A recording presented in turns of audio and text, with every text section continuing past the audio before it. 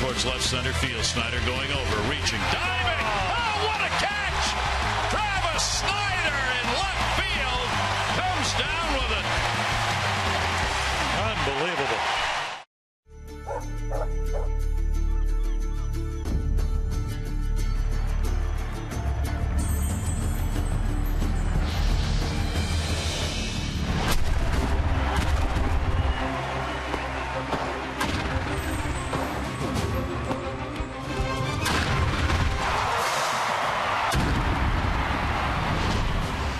It's the Orioles on Masson on a gorgeous Monday night in downtown Baltimore. It's the Orioles and the Texas Rangers tonight. It's game one of a four-game series. And hi, everyone. I'm Jim Hunter. The Orioles' surge to the top of the AL East has come with the roster still very much a work in progress. Now, more changes are on the way, but for now, it remains a six-man bullpen and a five-man bench. And the Birds have been able to take advantage of the extra position players, Buck Showalter mixing and matching for the best matchups, and the players have come through. It's good to have depth, even better when that depth produces. Now, over the course of the month of June, the Orioles have used 24 different lineups in their 26 games, tied for fifth most in Major League Baseball. 12 different players have homered, 15 different players have an RBI, and how about the clutch hitting? 52 runs have scored in the month with two men down. That is third most in the major leagues. And Jim Palmer, with changes on the way, the players don't know what the moves will be, so the best way to insulate yourself is go out and produce, and that helps the Orioles. Well, Jeff Bannister, who manages the Rangers, said, well, it's meritorious. In other words, and Buck doesn't use that word, but Buck Showalter, who manages the Orioles, says, you want to play tomorrow? Have a good day today. So it really works. But I think, Buck Showalter came on in, 2010. They really needed to upgrade the whole system. Done a great job of that. I think, the Norfolk Ball Club down at AAA is playing very well. So you can call somebody up. Parmalee, he can just name a bunch of guys up and back. They know how to play. They've done a great job of not only with the pitchers, but getting position players that can help this ball club win. And that's how you win games. That's how you get back in the race. That's how you have a great June. Well, the Orioles have already used 40 players, 20 pitchers, and 20 position players. And since June the 4th, Jim, the pitching has really been the story. The Orioles have taken off since that day, and that's why they're in first place. Well, it's very much like last year. Look at the starters. Now, we saw yesterday about as good as it gets. You had Tillman go 7. Jimenez in the first game went 8. Bullpen has just been outstanding. If you go back all the way to late April, they have the second best ERA of all baseball. So what happens, you got Britton to close them, you have now Chaz Rowe, you got Brock, you got Hunter, you got O'Day, who's 5-0. Mattis, of course, the lefty, he was suspended and they never missed a beat because, again, there's a lot of depth in there. So obviously you want your starters to go as deep as they can. That's why I think this is a big game for Bud Norris. You want him to kind of just, that carry-on effect of what you got from Jimenez and Tillman yesterday. Now, when spring training began, there were 6 starters for 5 spots. As we play here tonight, there are still 6 starters for 5 spots. Kevin Gausman will come back from AAA, and he will pitch the game on Thursday, which will necessitate another move. But it's good to have the depth there because any of the pitchers, if they pitch to their track record, they're going to give you a chance to win that game. Well, they are. And, it really is fabulous to do that. Coming out of spring training, obviously, Ubaldo Jimenez went 6-9 last year, pitched better at the end of the year, $50 million investment. He's going to get a chance. Chen won 16, Norris won 15, Tillman won 13. You can go right down the list. And then there's the dark horse is Kevin Gausman. He throws 93 to 99, probably will pitch Thursday. But at the end of the day, this is a winning organization. They won 96 games. They want to get back to the postseason. So Norris, I would suggest pitch well today. Pitch like you did the last 2 starts and give him a chance to win. Good to have that deep depth. It's the Orioles and Texas Rangers opening game of a 4-game series on a gorgeous night. Lineups and first pitch are next.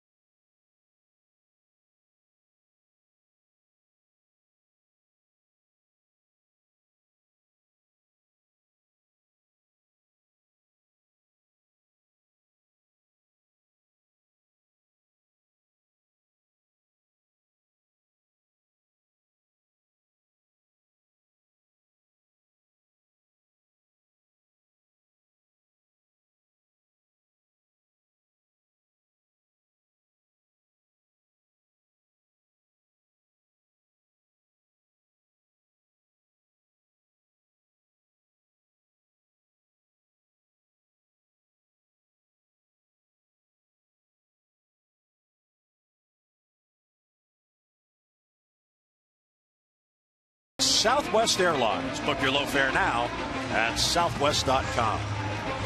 What a beautiful night for baseball here on June the 29th. Those storms over the weekend pushed out the humidity. It is absolutely gorgeous. Here's our BGE home game time temperature, a lovely 82 degrees. BGE Home is Baltimore's home team for heating, cooling, plumbing, and electrical. Why would you call anyone else? How about 36% humidity on June the 29th? Just a perfect day for baseball here at Camden Yards. Here's the Texas Rangers lineup. Odor, Chu, and Fielder. Fielder, 5 straight multi-hit games, is the leading hitter in the American League. Beltre, Moreland, the rookie Gallo, then Andrews, Martin, and Carlos Corcoran, the catcher, batting ninth. Hey, look at Bud Norris and the numbers. A lot of fastballs. The breaking ball, pretty much a slider. Does not throw a curveball. Changeups, maybe not as many as 2014 when he won 15 games. So, again, rough start. He, very much like Chris Tillman, has run into the Toronto Blue Jays. So, 8 and 9 runs, 17 runs of his 37 runs against the Jays. You can see fly ball pitcher. And lefty's hitting him not where he wants to be. So did not have a good spring, did not get off to a good start because he pitched opening day here at Camden Yards and went 3 innings, 7 hits, 8 runs. But he is coming off 2 starts. He pitched very well in Philadelphia. Infield hit by Galvis in the 6th inning. Made a mistake on a 1-2 fastball to Ryan Howard. And then about as good inning as you could pitch up in Fenway Park, and then imploded on a routine ground ball that actually broke the webbing of Chris Davis's glove. He didn't cover, and then it just unraveled. 5 runs. Buchholz pitched better than he did, and the Orioles lost the only game up in Boston. David Ortiz with a big 2-run home run in that 5-run rally. All unearned runs, but they still counted, and it enabled the Red Sox to win it. And you mentioned the struggles against the lefties. Here's Rougned Odor, one of 7 left-handed batters that will come up against Bud in this game. And it's upstairs 1-0 for Jeff Bannister. If you're active, if you're healthy, and you bat lefty, you're in there tonight. And this guy's red hot. 15 for his last 38. A couple of home runs. I was watching a little bit of the game up in Toronto. They just that's pretty much what he did, except he hit it over the right center field fence. And so Odor, red hot. He gets on. Take a look at the Oriole defense here at Camden Yards. A little bit different look. Reimold, Jonesy back. Played the first game of the doubleheader yesterday. Delman Young in right. Machado, Hardy as good as you can get on the left side. Flaherty, they've won Gold Gloves. Flaherty is playing like a Gold Glover. Steve Pearce at first. Caleb Joseph doing the catching. So leadoff single, and here is Sin-Shu Chu, who is the opposite of Odor. He is really struggling. 1 for his last 14, 3 for his last 32, and 6 for his last 49. And they are paying a lot of money for a hitter who is not producing.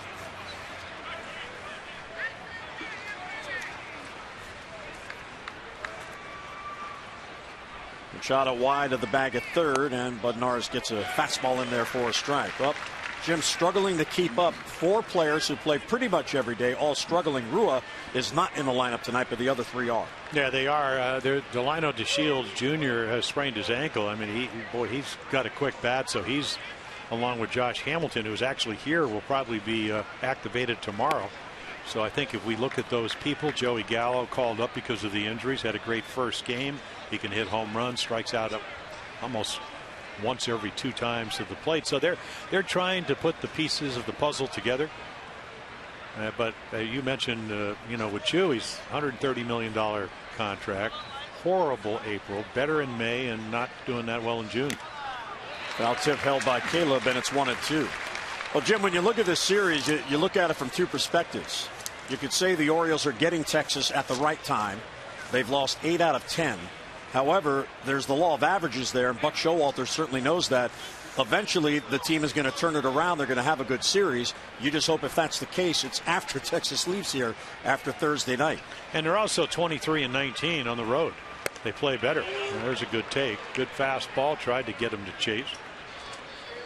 And a lot of times when you are struggling, and you certainly mentioned that Chu is going through that. But he hit .096, 5 for 52 in the month of April. It's his second season with Texas. Yeah, all kinds of injuries last year. elbow, left ankle. So he played hurt, and the numbers certainly reflected that. A couple of operations, good spring, bad April, 295 with 6 home runs in May. Boy, they take that every month.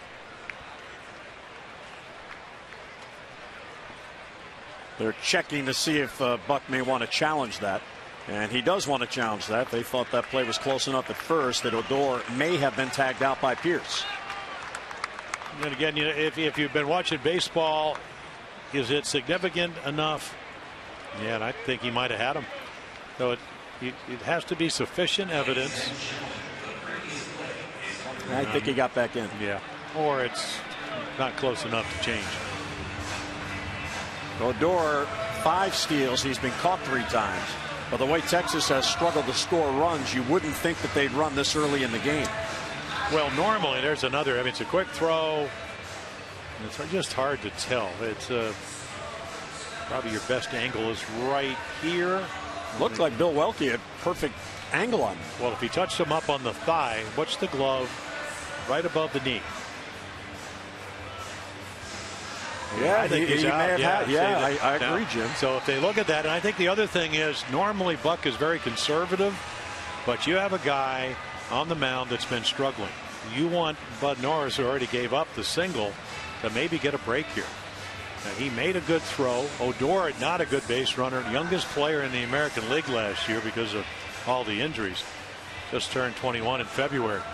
So I think right there he's out. But if you watch all the replays and the challenges, there's really no consistency. No. I think he's out. But again, it's one of those plays in the old days. Boy, you'd be out there. You'd be out there arguing with the first base umpire because you think he picked him off. Sure has taken a long time. And Bud Norris is not throwing as John Hirschbeck and Bill Welke are on the headsets to New York City. Well, I think Caleb Joseph should get behind there and let him continue his warm-ups. Well, Texas has scored just 23 runs in their last 8 games. They're 1-7 in those games, averaging 2.9 runs per game. So base running mistakes you can't afford. Well, you can see they get a lot of different looks, and the one looked like he might have picked him off. And he's out. So the Orioles do get the call. Odor tagged by Pierce, and that eliminates the base runner. And I don't know the rule, and I'm going to have to ask Buck Showalter tomorrow about it. But when you have a 2-3 minute delay, do you actually get to warm up as a pitcher? Now, he certainly could have been doing that. He threw 1 pitch. So you stand around for 2.5, 3 minutes. Actually, 2 minutes and 29 seconds we just hear. Seemed longer, didn't it? Seemed a lot longer for the Rangers. Now that Odor gets picked off. Well, 2-2 on Chu, 1 out, nobody on now, and a base hit the other way against the shift. So a struggling hitter just slaps it the other way. So back-to-back hits, but 1 down in the first inning here, and now Chu on at first. A fastball, and that's what that pitch was. Odor hit 1-2 at 352. Slider, of course, fastball is what Ortiz hit up in Boston. Fastball is what Ryan Howard hit for the 2-run home run. They don't score a lot of runs as of late for Bud Norris, 1 in each of his last games. But that was a good at bat. I can tell you right now, if he was doing that all month, he wouldn't be hitting 204. So now here's a dangerous hitter and a hot hitter in Prince Fielder. It takes ball 1. Well, he's 6 for 12 on this trip. Nobody in the American League has more multi-hit games, 33 of them. Can hit him about as far as anybody when he gets a hold of one. And then the power zone. A healthy power zone. Well, he lost. I still remember when he was playing for the Tigers. They have all the Hall of Famers on the walls. Right. And, man, Tiger Stadium's a big, I don't know what do they call it now? Comerica. The Comerica Park is huge. And there was a guy standing over about 468 feet away that got hit in the chest.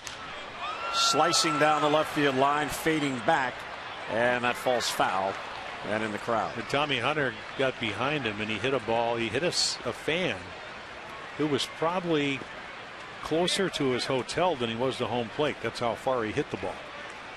He just crushed it.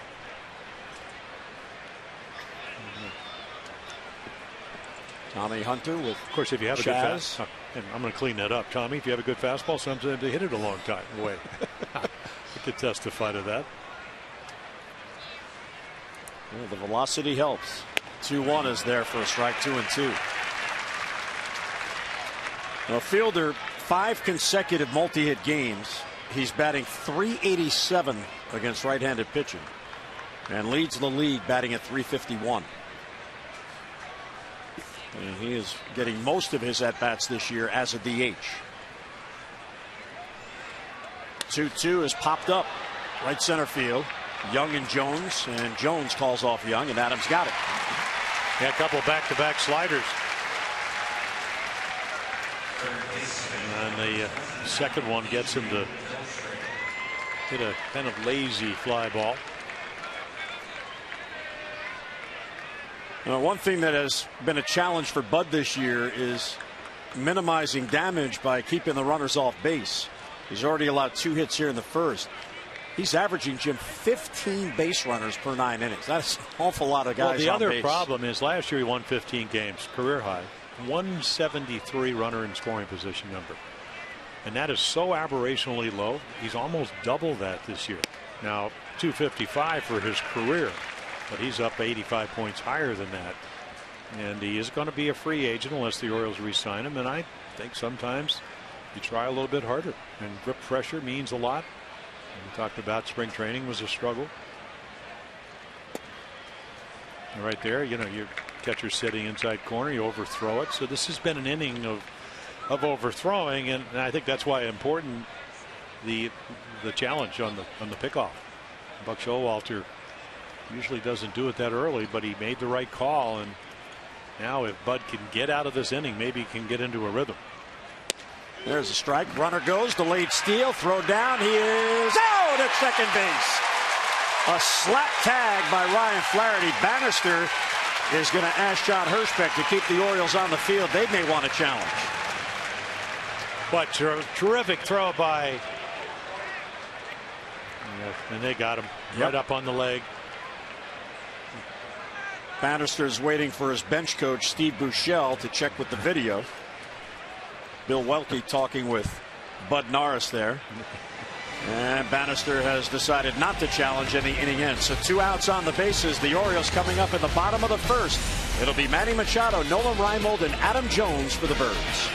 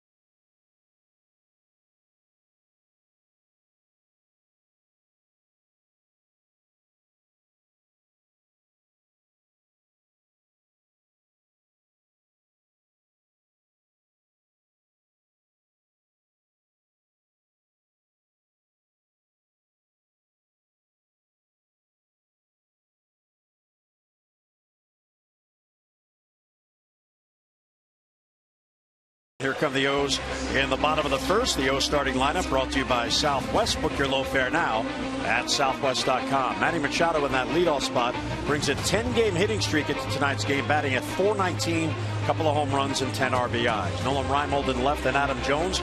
Chris Davis will DH tonight. Delman Young is in right. J.J. Hardy, Steve Pearce at first, Ryan Flaherty, and Caleb Joseph. And Wandy Rodriguez, 36-year-old lefty.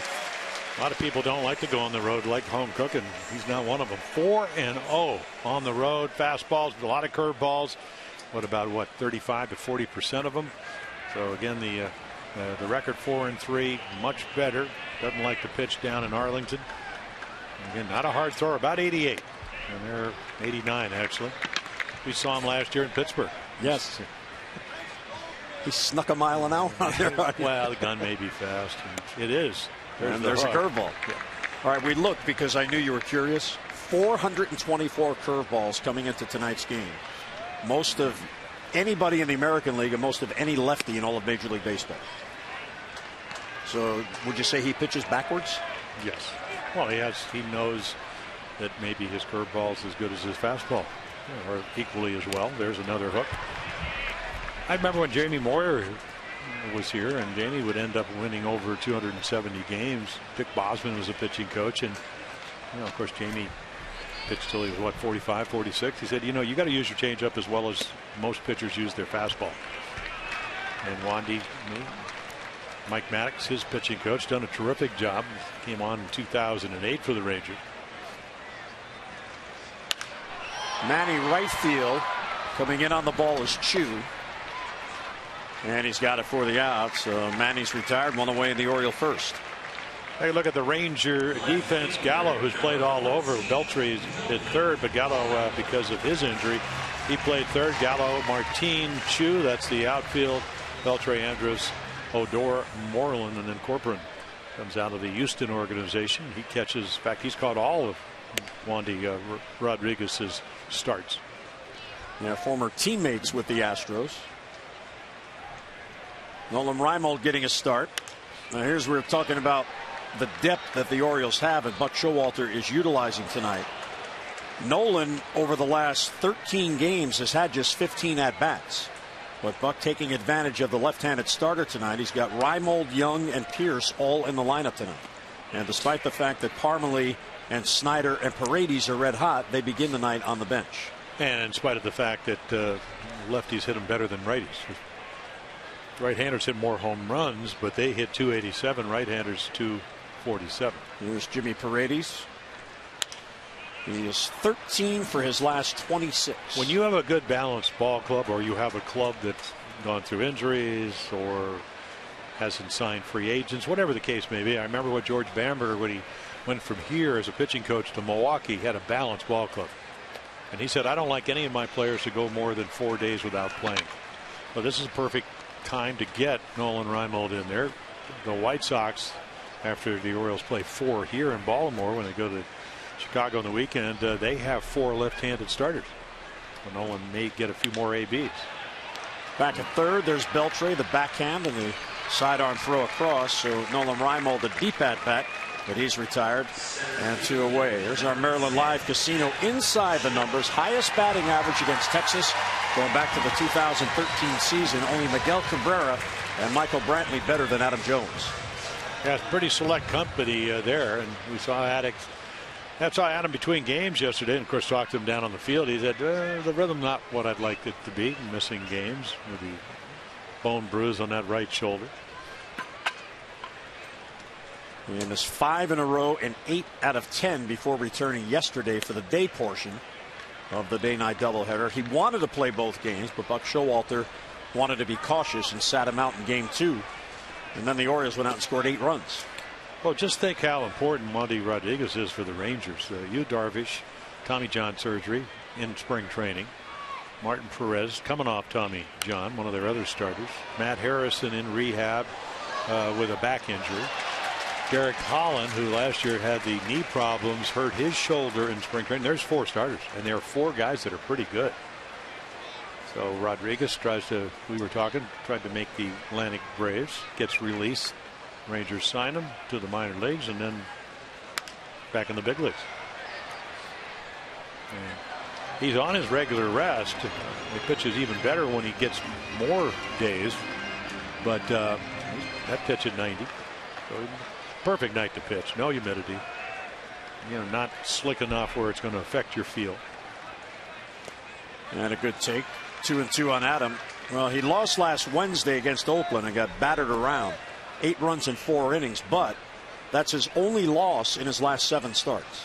And it was at home, where he does not like to pitch. Winless in his new home ballpark. So he goes 3-2 on consecutive batters. Reimold to bounce out. Here's Adam Jones. 262 in the month of June. But he is just 1 for his last 13 in his last 4 games with an at-bat. The bone bruise in his shoulder interrupting his playing time. The 7th pitch is swung on and hit the center field. Leonis Martin will come in on the ball, and he's got it. So a 3-up, 3-down inning for Wandy Rodriguez as the Orioles go in order. No score at Camden Yards.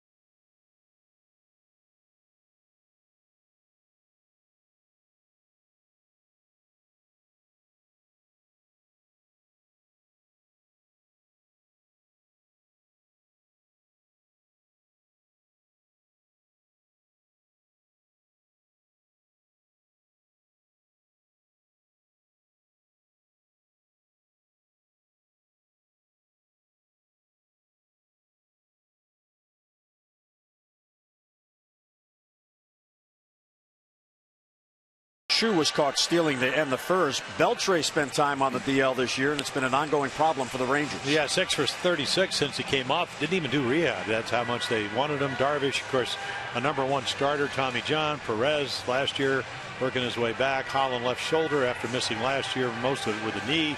Harrison spine surgery in rehab. Rua sprained right ankle. Blanks right Achilles. We could be playing the music from MASH right here. The Shields, Hamilton, he's back. Will be activated tomorrow. Moreland had surgery. Detweiler back in their bullpen. Feliz, all kinds of stuff. And Ollendorf, Tepish, you name it. You can go right down the list. I thought I saw Hawkeye and Trapper in the clubhouse when I was down there earlier. Now I get it. Pretty extensive list of people that normally would be playing. First ball swinging is Beltre, and he pops it up. Bud Norris is calling, but Pierce says, no, you're not. Steve's got it for the out. And 1 pitch, 1 down here in the second. You can celebrate summer here at Oriole Park. Just pick up the 2015 Birdland Summer 6-pack. You can choose any 6 remaining games for the remainder of the year and enjoy savings up to 20% off the cost of single game tickets. Build the perfect plan for you with great rivalry games or popular promotions like bobblehead dates, T-shirt nights, fireworks nights, and more. For all the details, visit Orioles.com/6pack or call 888-848-BIRD. Here is Mitch Moreland. Yeah, having a nice year. Changed his swing. Look where his hands are. They're much lower. Direct path to the ball.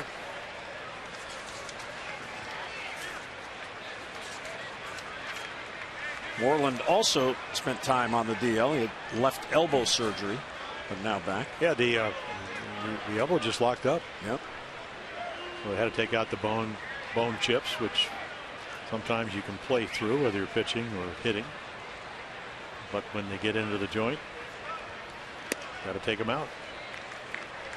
One matchup here that'll be interesting to watch is the style of Bud Norris against this Texas team. Bud is one of the Orioles starters who will consistently try to pitch inside so he can then go outside and get a strike, as he did there. This Texas team, Jim, is second in the American League in being hit by pitches. They've been plunked 39 times. Now, Bud has already hit 3, but he likes to live on the inner part of the plate. He hit 14 last year in about 180 innings. Likes to pitch in. Not this time. But see, those are good at bats. I mean, that's a great pitch by Bud. Hit the target, 94, good life. And then Moreland just flicks it away. And when you feel comfortable with your swing, you can cover the outside corner. That's what hitting instructors always talk. You cover the outside corner, but your swing's good enough, that front arm, to react in. Now they're going to try to come in. And down the line it goes towards the corner, and it's off the wall. It's in play. Throw to second. He is out at second. I thought that was a home run, and Bill Welke missed it. Well, they'll go. All I know is he hung a slider. You're late on a fastball and you speed up the bat. Boggles my mind. Take a look. You got the wire fence. Yeah, that's a home run. That's a home run. I mean, it's a rocket out of here. Well, you just have to read the bat to be a good starting pitcher or even a reliever. These are 3 great defensive teams. The Orioles have made the least amount of errors. These don't really come in the error, but they already picked somebody off, threw somebody out. Now this is going to be a home run. It's going to get reversed. It's going to be 1-0 Texas, but it's a horrible pitch. 94, you're late, and boy, just a hanging slider, and he just whacks it off the screen.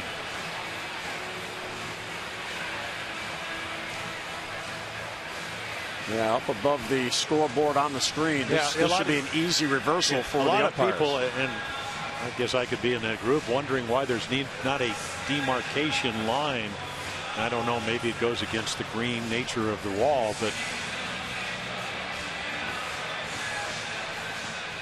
the ground rules say that if it goes over that green ledge out there, that wire is a home run, and it hit about 2 feet up. Well, I thought it was obvious, and I was looking at Welke to see the hand go up to signal home run, and it never came.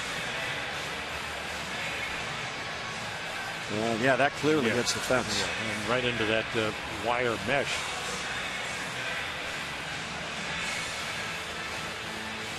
Well, the Ryan Howard home run, he hit a fastball when he was having trouble with the breaking balls, and in this at bat, it's the opposite. He was late on the fastball and got the breaking ball to speed up the bat. It's not that when you're pitching well, you don't hang it, because you throw it out of the strike zone, down and in. Sure, that's was his intention. But I used to always kind of get a little upset when I would speed up the bat and then make that kind of pitch. And he did it to Ortiz, did it to Ryan Howard. Now, yes, it was 1-0, and he had pitched great into the 6th inning. But Marlins saying, you know what, I'm just trying to stay alive. And we talked about reacting the ball in. The slider gives you more time to do it because you go from 94 to about 85. So that's a big difference. So that is 11th home run, officially a crew chief review, as the Rangers already lost their challenge. And the Sin-Soo Choo at second base on the steal to end the first. 1-1, down and in. And then you get Joey Gallo, who's only hitting .220. And been up 82 times and struck out 39 times, but he can hit them about as far as anybody. So 1-0 Texas, 1 out, none on. Strike on the corner. Gallo just 21. It was the Texas Rangers first round pick in 2012 out of Bishop Gorman High School in Las Vegas, a school that also produced Marty Cordova. Well, he played against Bryce Harper, and he played against Chris Bryant. They were all playing in the same league in Las Vegas. That's a pretty good league. Yeah. And a couple of power hitters talking shop. For Bud, that is the 8th home run he's allowed, and this is 11th start. 2-2 to Gallo, inside, ball 3. Yeah, see, that's probably the slider he was trying to throw. to Moreland and just didn't do it. And of course, when a guy's throwing 94, 95, Gallo, all of them are going to hit off that fastball. So sliders that stay in the middle plate do speed the bat up. There's a changeup. Gallo fights it off to stay alive. Gallo 6 for his last 42. And is a 143 clip.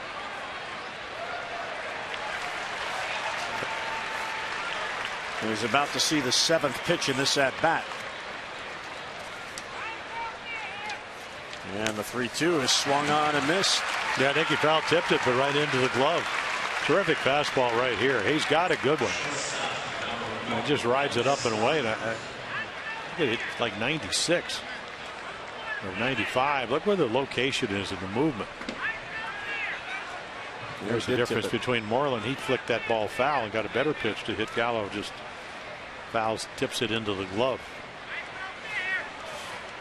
Elvis Andrus, who's in the number 7 spot at 251. He's got a 3-game hitting streak going, and Norris gets ahead with a breaking ball 0-1.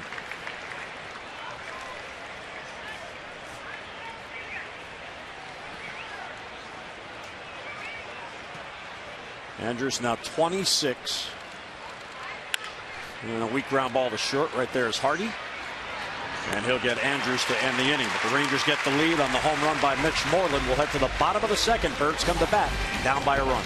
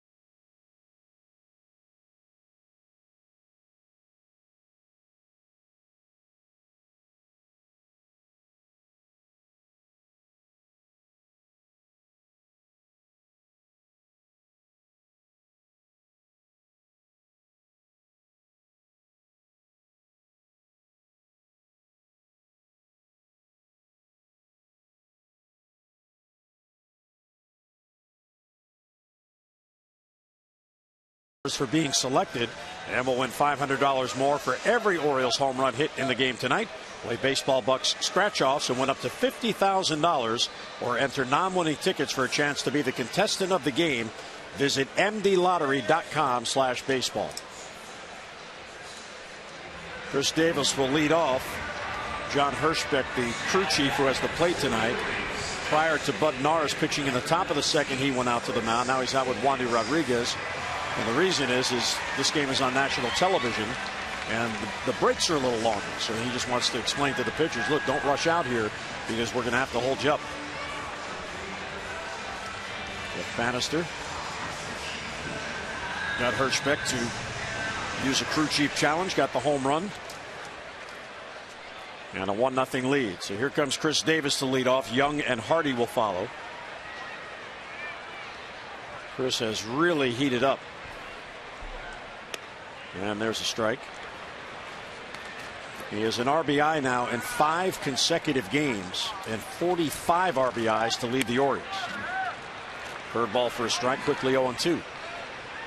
Well, he is not afraid to throw it over. I mean, the walks are a little bit over 3 per 9 innings, and he'll drop down. And I mean, this is what, his 17th year in professional baseball. Started back with Houston 10-10, but he used to throw 94, 95. Well, he signed with the Astros when he was 19 years old out of the Dominican Republic, then was traded to the Pirates That was when the Astros were in dump salary mode and get as many prospects as they could for players that could help others.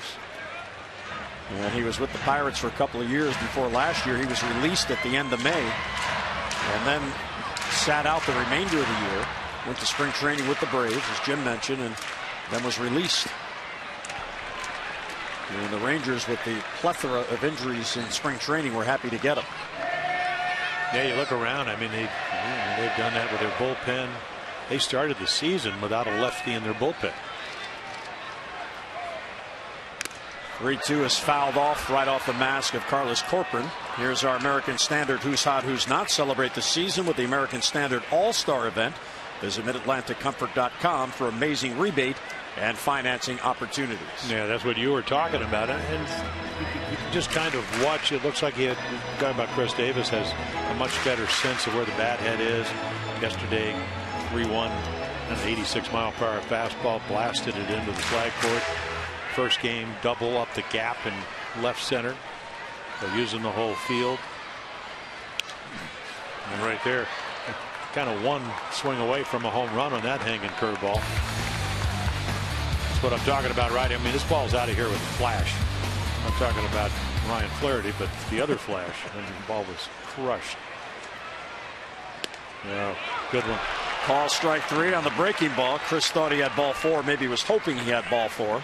Yeah, it looked like a pretty good pitch. It's what, the 4th straight curveball. See Corcoran just kind of. The curveball, you're calling it out where it comes across the plate, and from that angle you can see it was at least high enough. Delman Young, first ball swinging, pops a foul down the line. And that finds its way back into the crowd.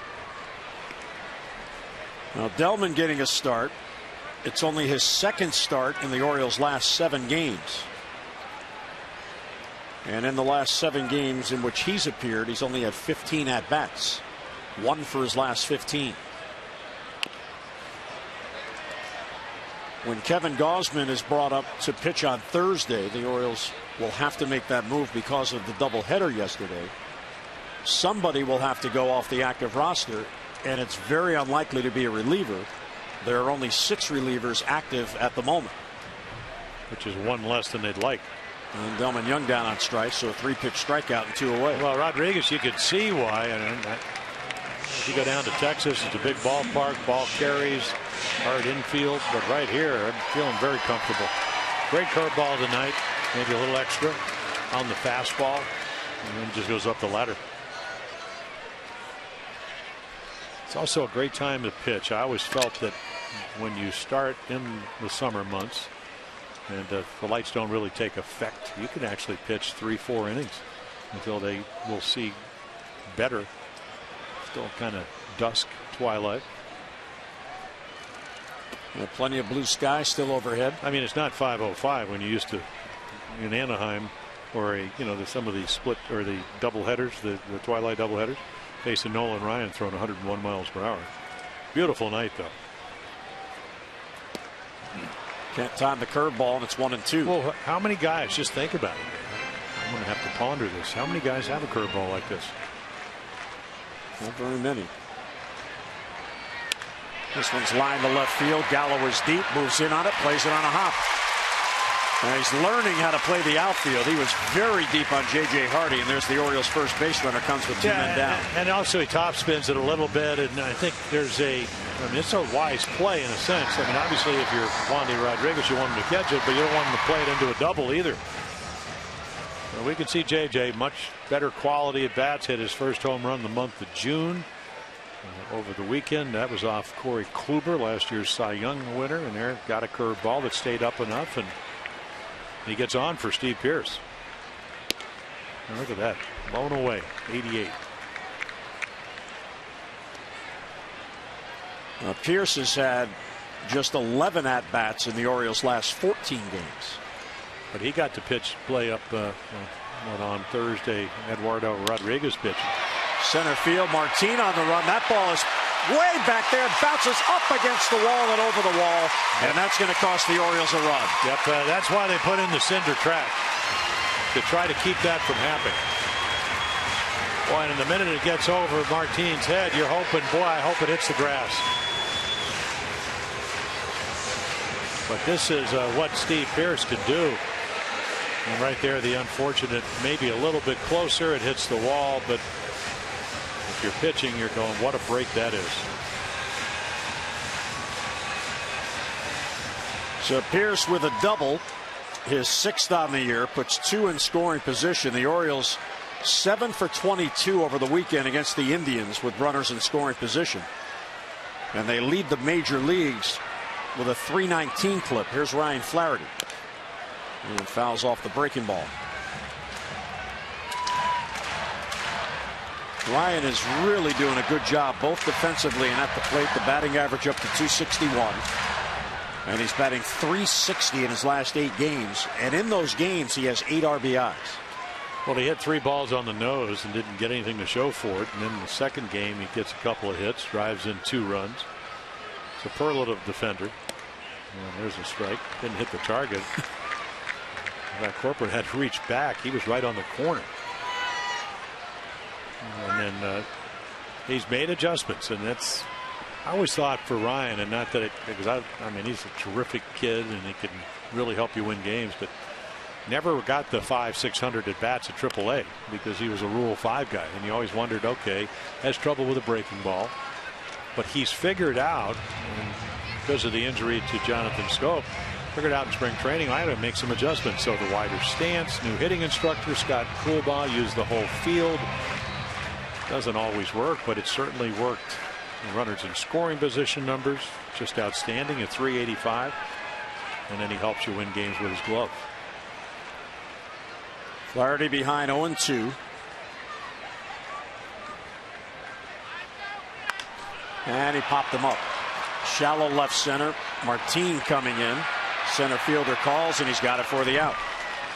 So the double, the ground rule double, cost the O's a run. They'll strand 2. We'll head to the 3rd. 1-0 Texas.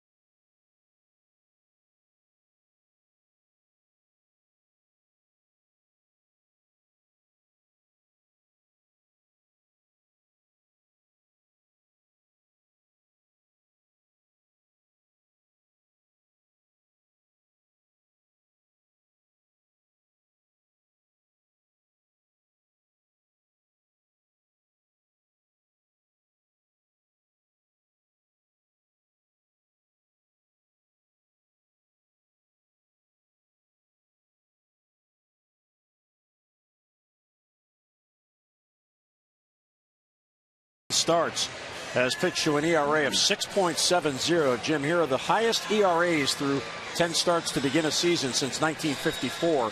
Brian Mattis back in 2011, 9.84. Jimmy Haynes in 96, same 9.84.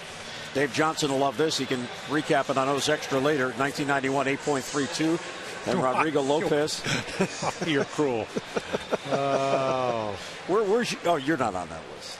Well, all you need, if you get hurt, and Bud was on the DL with the bronchitis, lost a bunch of weight, is to have a couple of bad games. I mean, if you give up, I'm not going to laugh, sounds like I'm chuckling, but if you give up 17 runs in 5 1/3 innings, your ERA is going to skyrocket. And that's what he did against Toronto.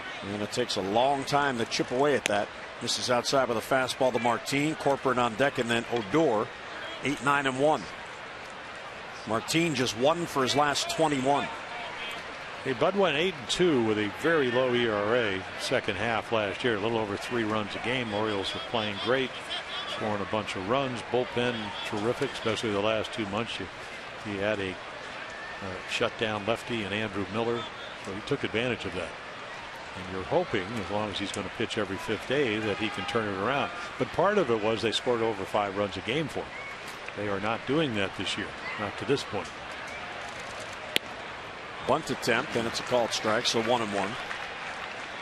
Well, they scored 30 runs for him on the year in his 10 starts, but 12 of those came in one game.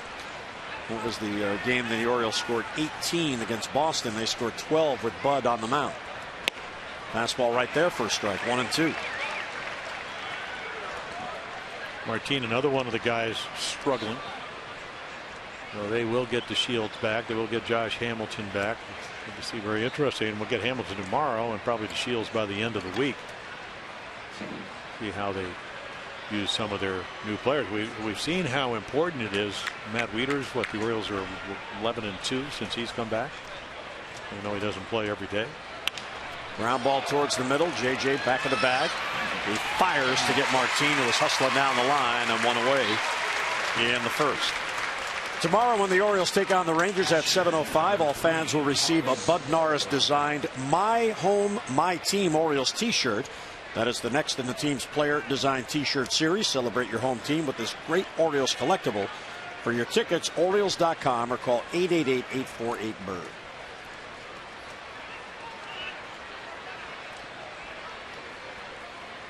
The rotation did not cooperate with the plan of the giveaway. Missed by 1 day. Well, maybe everybody can celebrate a win. Corcoran fouls it back to the left. Okay. Almost hit it out of the glove.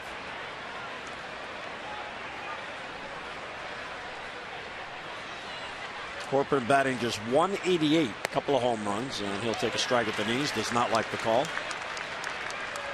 John Hirschbeck traditionally is a pitcher's umpire. He loves to call strikes. He's not quite as much as in the past, but he.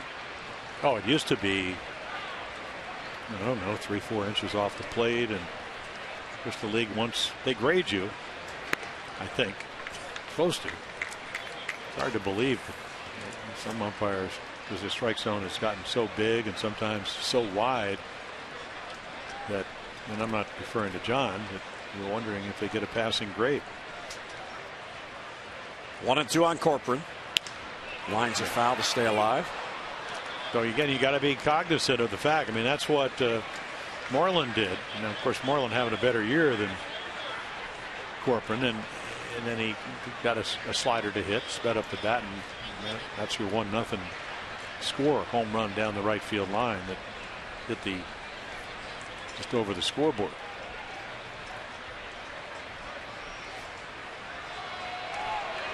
Bud Norris was into his wind and upset that John Hirschbeck granted time to Corcoran. You saw Hirschbeck nod out at Bud. No, he called it in time. It did not appear that he did call it in time. And remember, it's a request that does not have to be granted. And this ball's hit deep to right field, back towards the flag court. That ball is gone. It's a home run. So Corcoran hits it out his third, 2 solo home runs, and the Rangers have a 2-0 lead. Well, it's hard not to believe that just the mere thing of asking for timeout upset Bud Norris. So just go. If we went back to the first, they almost hit a screamer over their dugout, and then he comes back with a cut fastball. You go from 94 to 89. You speed up the bat, and both of the home runs. I mean, you're just asking for trouble. Now, if you're scoring 5 or 6, does this really matter? No. But we're in the second inning of actually the third inning of a game. Well, most home runs hit by left-handed batters, 2 here tonight, so 52 for Texas. The Orioles have hit 44 against lefties. So a couple of solo home runs and a 2-0 Texas lead.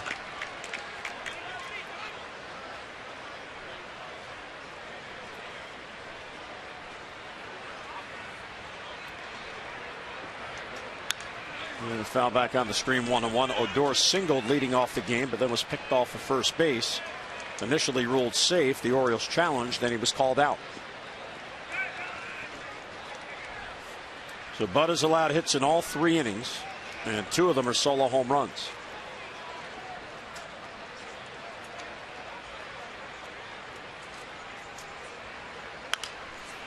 Up foul back to the left. Texas has lost 8 out of 10. And their record, they were 6 above before this stretch, and they come in tonight exactly 500.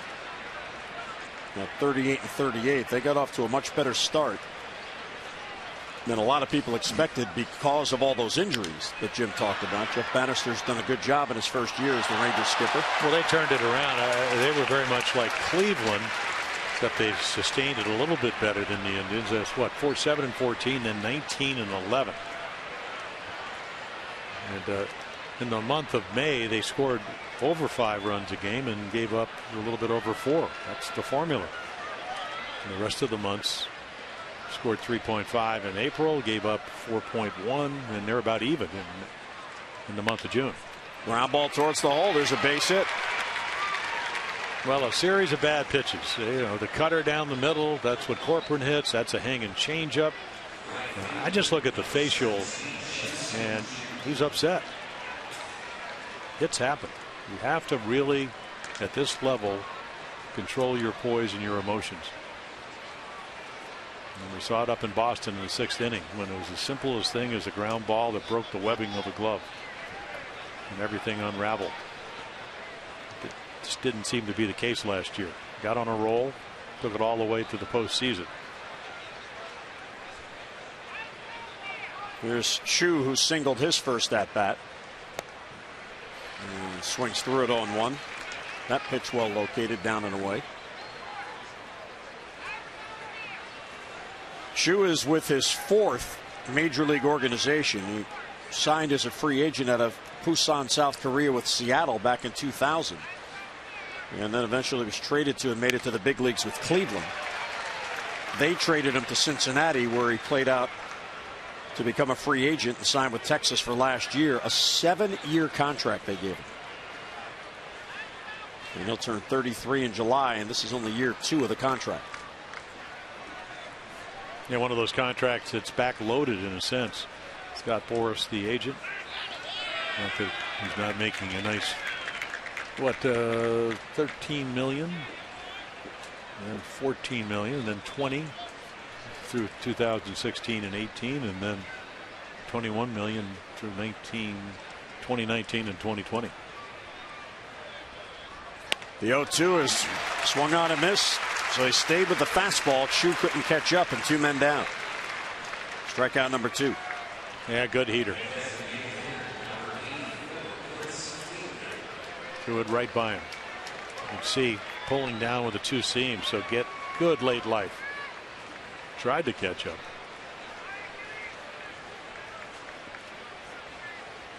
So Bud and out away from keeping this to a 1-run inning.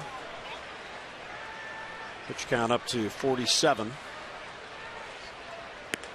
Well, I will say this, the pickoff of Odor in the 1st inning really shortened his lead. I mean, one of the smaller leads for a guy with speed, even though he took 2.5 step your conventional lead, he'd be in foul territory. Cut down the lead. Doesn't want to get picked off again with a home run hitter at the plate. Inside the fielder. See, Fielder, he likes to dive in, and he's very close to the plate. He's been hit 7 times by pitches. Well, he's got a Band-Aid on his front arm. That's when you're big and strong. Usually it's the protection. So 2-0 the count. Ground ball towards the middle. There's Hardy back of the bag, and from the second base side, he'll throw out Fielder, and that will end the inning. Solo home run by Corcoran will head to the bottom of the 3rd. Texas with a 2-0 lead.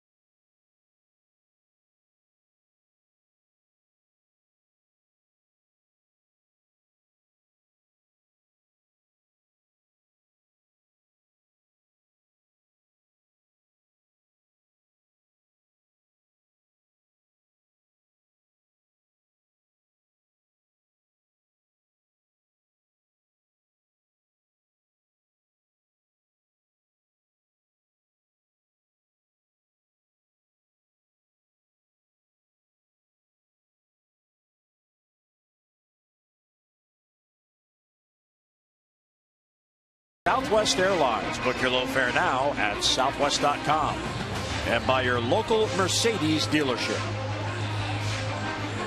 Lovely night to be in the Inner Harbor. Better night to be at the ballpark. Birds come to bat in the third, down by a couple. Yeah, the Orioles with a doubleheader walked out last night. I don't know what, 10:30, quarter to 11. It was beautiful.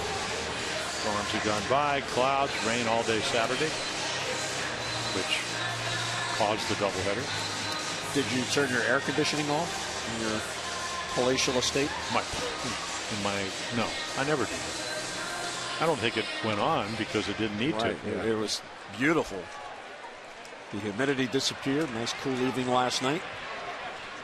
Caleb Joseph will lead off, then Machado and Reimold, so the lineup will turn over. Caleb is looking to break out of it. His average down to 232. He is just 2 for his last 20. But one of them started that rally. He got on. It'll ground ball up the middle. Jimmy Paredes hit one off Trevor Bauer a long, long way. That's another nice feel for the curveball, and I always thought that's what the hook's all about. That's really one of your 2 best pitches. And there's a base hit on an 0-2 pitch. Well, I told him yesterday morning, I said, just start calling Pepper again. You're in a slump. Sometimes you just get pitched to. But you talked about the 220. It's not that he was getting a lot of pitches to hit, but he was chasing right here. Get the bat head to the ball. Get the hands back and the foot down. I learned that from Mickey Hatcher when he used to be the hitting instructor. Of course, I faced Mickey when he played for the Twins, but he was with the Angels, and he had come through the Dodgers organization. He said every time they would play San Diego, he'd go watch Tony Gwynn take batting practice. Now, Gwynn passed away, but a Hall of Famer, 8 batting. He said, I just wanted to see what the bat did through the zone. Hands back, foot down. Hands back, foot down. And certainly worked for him and a lot of other hitters. Machado fouls it off to the right. Here's our Express Care Express stat. Most multi-hit games, Prince Fielder leading with 33, and Manny Machado with 27. 14 of those have come this month. Express stat by Express Care, a LifeBridge health partner. For locations, visit whywaitintheer.com. Manny falls behind 0-2.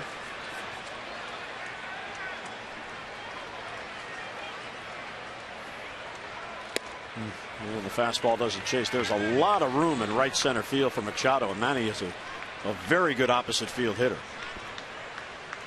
Yeah, remember what, a couple of years ago, 51 doubles, I believe, all over the park. And the 1-2 is swung out and missed. Another good curveball. So Machado down on strikes. He's 0 for 2. Yeah, I think he gets frustrated right there because, number one, I think he might have been in the back of his mind looking for this pitch. But even if they're looking and you execute, in other words, the 2 strikes, didn't have to throw it over the plate, and he doesn't. So he gets him to chase something out in front, even though you might have been anticipating that pitch. 3 strikeouts for Wandy Rodriguez. Reimold now with the runner at first. Double play ball. There's Andrews to second. Odor back to first. That goes 6-4-3, and there goes the rally. Base hit, none left. We're through 3. Wandy Rodriguez in command. 2-0 Texas.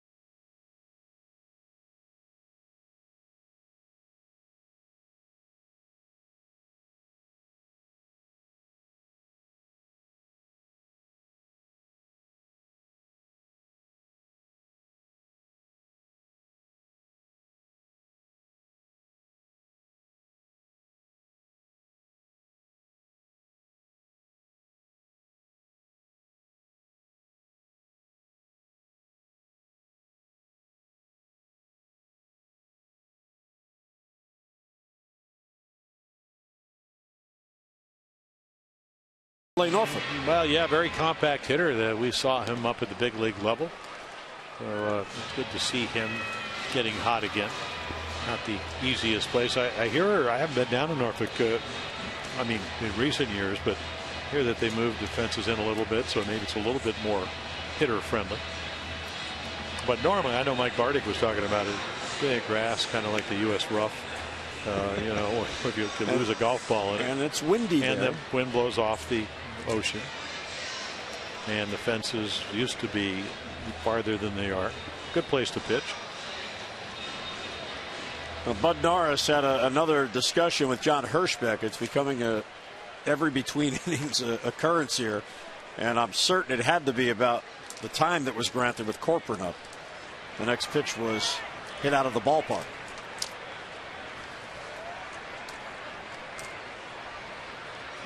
So here we go to the fourth. Here's Beltre.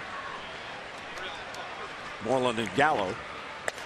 Fastball right there for a strike.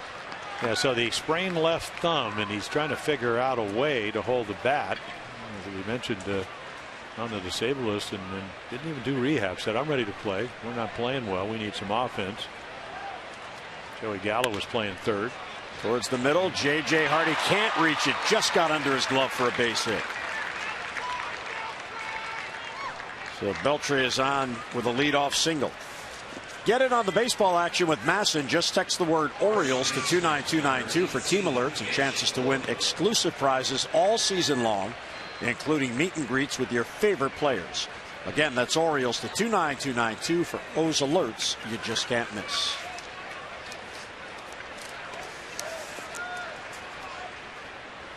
That is already the 6th base hit allowed by Bud Norris. And the second time in 4 innings the leadoff man has been on. Here is Mitch Moreland. Well, you have to understand, if you're not going to use your changeup, everything is in about a 6-7 mile per hour zone. So these guys, it's easier to time those pitches. So if you do make mistakes, the slider to Moreland was a 2-strike pitch. It had too much of the plate. Home run. He threw the ball right by Corcoran. Threw a cutter in the middle of the plate, and again he's looking. If you're late on the fastball, aren't you trying to get a little bit hurried? Then you throw him an 89 mile per hour pitch. He's on it, so there's nothing to slow the bat down. If you looked at Tillman, he's got the changeup and the curveball. If you looked at Jimenez, who pitched 8 innings, shutout ball yesterday, the splitter, the curveball, and then a lot of movement in the zone. Doesn't throw as hard as Bud Norris, but actually gets more movement and the ability to throw the ground ball. So that's why you see a lot of hits, because again he's done nothing to get them out in front. So they're sitting, just hitting off the fastball. If he makes a mistake with a breaking ball, speeds up the bat. High fly ball, deep right field. Delman Young back. He will look and he will watch it go. It is a 2-home-run night for Mitch Moreland, and it's 4-0 Texas. Hey, well, there's your cutter again, 88 in the middle of the plate. So I'd take my chances low and away with 94 or 5, but I'm sitting here broadcasting, and it's home run derby tonight. 3 home runs. Marlins hit 2 balls that are off speed, and this is a team that needed to have somebody not have a good night. And I actually think this is they had a cutter, but I think it's a changeup. But it's so hard at 88. Boy, it's right in his wheel hard, and he hits it. Yeah, his manager was talking about Jeff Bannister talking about Mitch Moreland, ball off the bat. And we always give you, when a guy hits a home run, I think that the league average is what, 77, that for the year, and this is going back a couple of weeks ago, hits it about as hard as anybody. So changed his hands, and he's having a heck of a year for him. 1-1 on Gallo, who swung through the first pitch. He struck out his first at bat. 21-year-old rookie. So the Rangers, 23 runs total in their last 8 games, and they have 4 on the board in their first 4 innings here tonight. All coming in on home runs. So Moreland with 2 here tonight now has 12. Texas with 3 now has 80 home runs. And there's that 101 miles per hour. But Jeff Bannister, the manager of Rangers, was just saying even base hits, just centering the ball. Barreling it up is a term they use. In other words, you get the barrel of the bat to the baseball. And then again with Gallo, who homered his way through the minor leagues, and because of the injuries up early, there's a good pitch. So the called strike 3, that is strikeout number 3, and one away here in the 4th. Yeah. Joey said, I'm 6'5". Ball certainly over the plate. I think he thought it was low. Look at the glove. Look at the ball.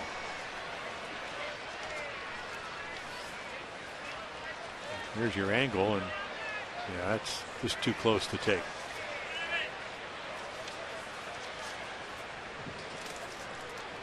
And one down. Here's Andrews, who rounded out his first at bat. He'll take ball 1. I learned my lesson when I was 21. We went to Cleveland, and Gary Bell beat us 1-0. And Davey Johnson took, with the bases loaded, took strike 3 at the knees, and he came back in complaining to our manager, Hank Bauer, and he said, boy, that ball was low. And Hank looked at him and he said, son, if it was good enough to call, it was good enough to swing at. And Davey learned a lesson. We all did. 2 strikes, everything changes. You got to hack. Until then, you hit on your terms. 1-1 on Andrews. Late on the fastball, 1-2. This is the first start this year that Bud has allowed more than 1 home run in a start. It allowed. Well, think of it. I mean, he's throwing the ball right by him. And what's he got hurt on? Slider, cutter, changeup. So you got to use all your pitches, but you have to be able to command them and control them. There's a hanging slider. So I don't know. Guy just swung through 95. Why would you throw him a slider? Why do you think you need to throw him a slider? The hitters tell you how to pitch. And the slider can go out of here very quickly to Elvis Andrews, who does not hit many home runs. Another 1-2 pitch. Weakly hit towards third. Manny charges, gloves, throws on the run, and past the first baseman Pierce. So Andrews is on with 1 down in the 4th. Yeah, that's what speed does, boy. You got to hurry, and he'll get to it very quickly, but a little extra on it. And when he does, he just drops the elbow a little bit. Pierce can't get it. And this is what I'm talking about. You know you better hurry, and didn't have to hurry that much, but you never ever really know it. Well, for Manny, that's his 11th error and only his 2nd in the Orioles' last 38 games. He has been playing so well at third base.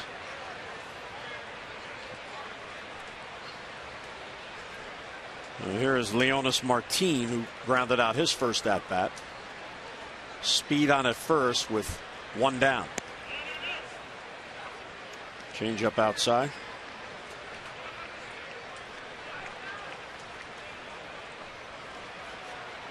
Of course, now Texas has a lead. They can get aggressive. Andrews at first has 9 steals.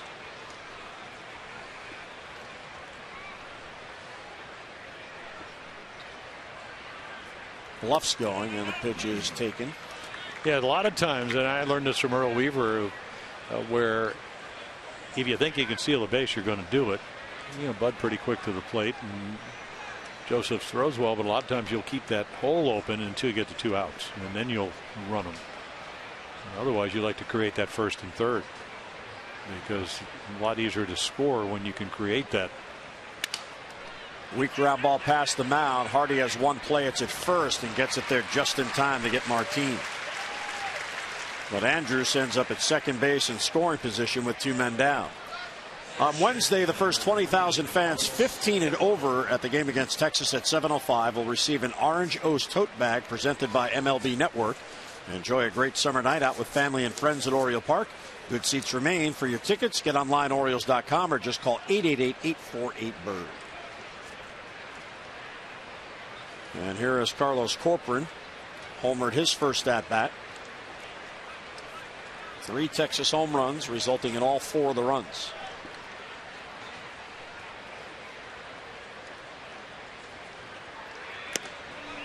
And can't reach the fastball. 0-1. Yeah, not bad runner in scoring position numbers at 286. As a team, they're at 239, which is low. one of those games where if you look at their lineup, you go, okay, the one guy you don't want to beat you is Prince Fielder. Came in at 424 with runners in scoring position. And then you end up throwing three home runs on your secondary pitches. There's Corcoran and Bud were teammates on the Astros before Bud was traded here.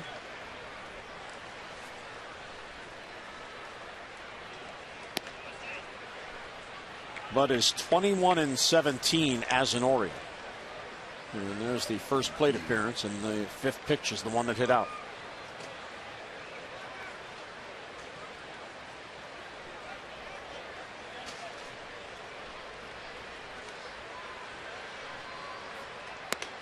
And then again, can't reach the fastball, so it's 1-2.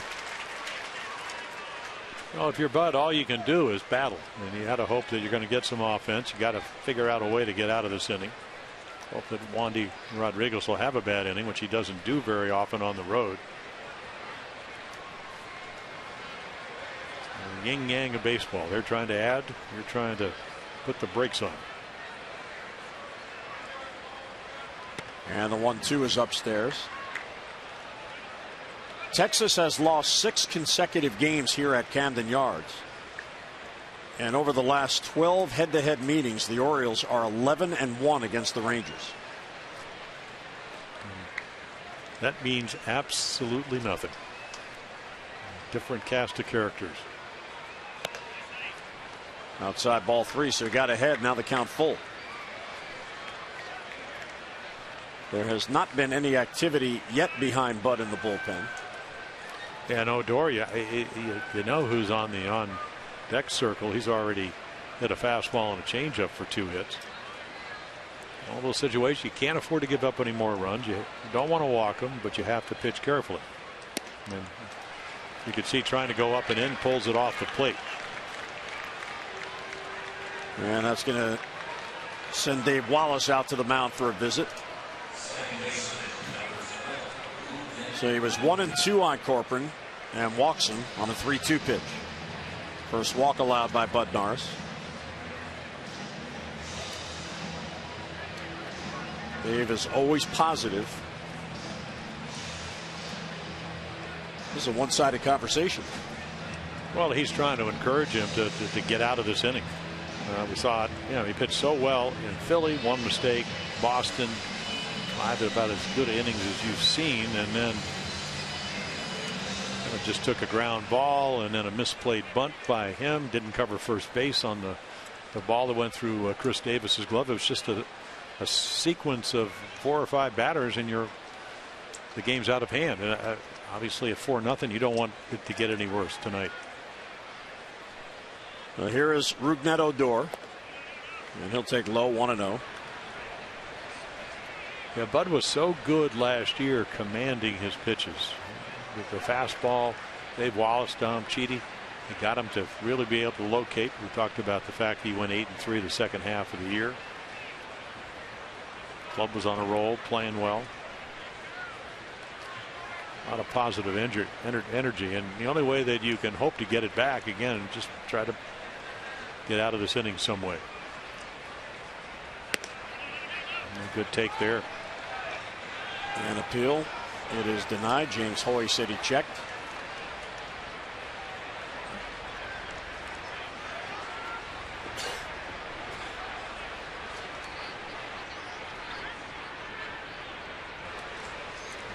So the pitch count starting to mount a little bit.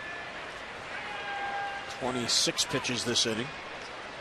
76 in the game. Ball 3. There's Tommy Hunter now beginning to get loose. Odor last year played with the Rangers at 20 years old. Yeah, youngest guy in baseball, at least the American League, and actually hit pretty well. What, hit 257 right out of Double-A. And there's a strike, 3-1. Yeah, he was called up May the 8th last year from Double-A Frisco. And this year, when he was sent down to the minors on May 11th, he was sent to Triple-A. First time he'd ever played at Triple-A. And now he's back. And Jeff Bannister has a hot hitting second baseman. Well, what he said, Jeff said, meritorious. In other words, on merit. And he wasn't playing well. Back to AAA, played well. High fly ball to left, playable for Nolan Reimold. He waits, and he has it for the out, and Norris gets out of it without any further damage. But a 7-batter inning, 2-run home run by Moreland, and a 4-0 Texas lead.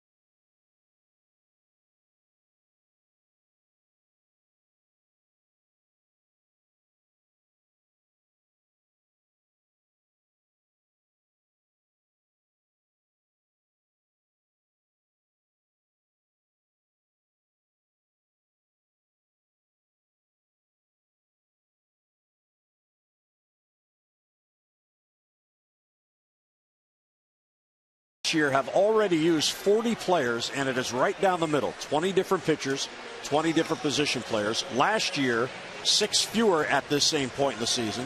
In 2013 it was 39, 2012 36. So Dan Duquette has added depth to the organization. They have utilized it, and they continue to utilize it, and another move will have to be made, if not sooner, by Thursday when Kevin Gausman comes back to make the start. Adam Jones will lead off. Davis and Young will follow. An 8-pitch inning in the third after the leadoff single by Joseph. Got the double play ball off the bat of Reimold to end the inning. So Wandy Rodriguez, we told you, 4-0 with a 228 on the road, 0-3, 7-11 in his home ballpark. Adam, first ball swinging, high fly ball to right center field. That ball has carried, that ball is back, and that ball is caught by Chu, right up against the wall. So if you're not hitting, he's always been a great defensive outfielder. In fact, you know, gave him $130 million because he could steal bases, on base percentage. Tommy John surgery earlier in his career, but he gets to that ball easily, just guided enough. And that's pretty one. You know, if you really look at the Camden Yards, that's where the ballpark does go out a little bit in right center. But off the bat, kind of like Fenway if you're a pitcher. A little bit of trepidation when the ball gets in the air. So Adam is 0 for 2 and 0 for 6 since returning to the lineup yesterday. Here's the 0-1 to Davis. It's outside. Texas has on the shift. If David wants to, down by 4, he can bunt and walk to first base. We saw him do him against the Phillies. It was kind of like a bunt. I mean, it was like a little pop-up. That'll work. Yep, goes the opposite way for a base hit.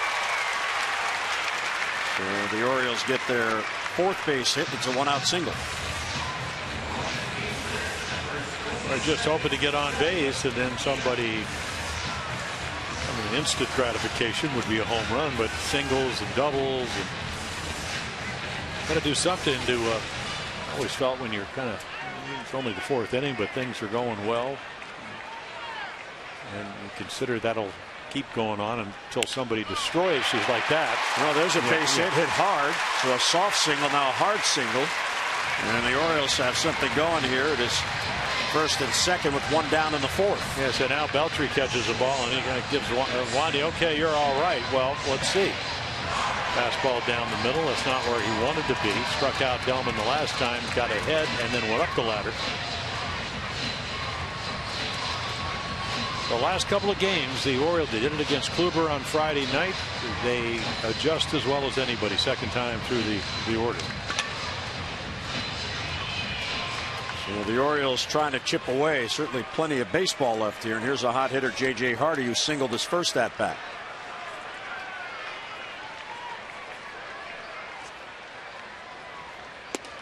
Outside, good take.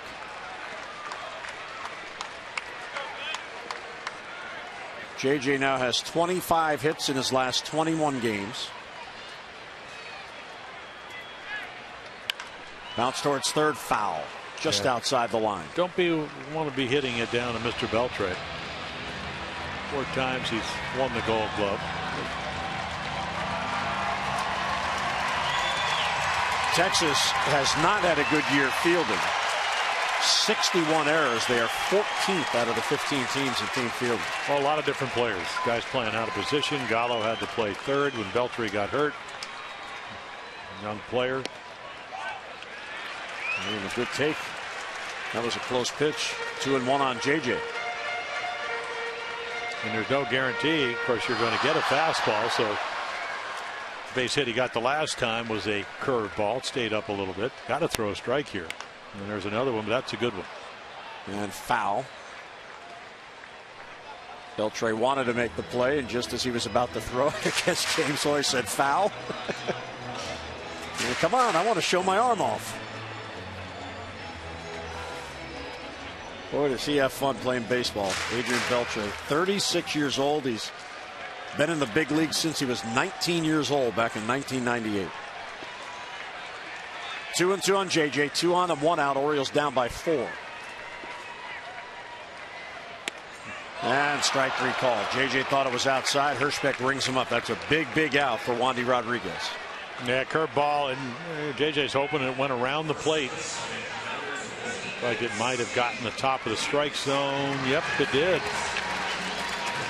By the high home, it does not do anything but tell you the truth.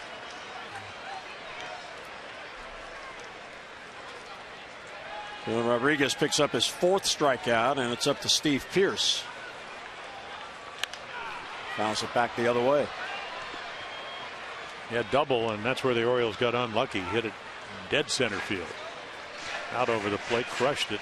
Instead of getting a run, ground rule double, bounced over the wall.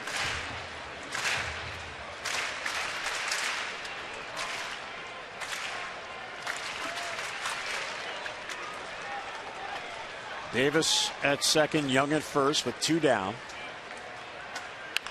And bounce foul past Bobby Dickerson. He was nowhere near the coach's box, so he gets a better angle in case he needs to send Chris Davis home.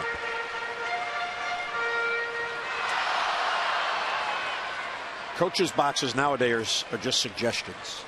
Yeah, nobody on. He'd kind of be way down the left field line to get out of harm's way.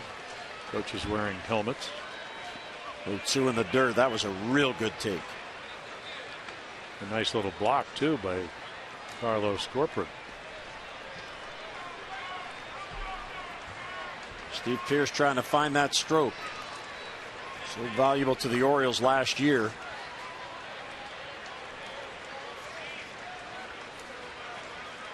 Career high 21 home runs a season ago.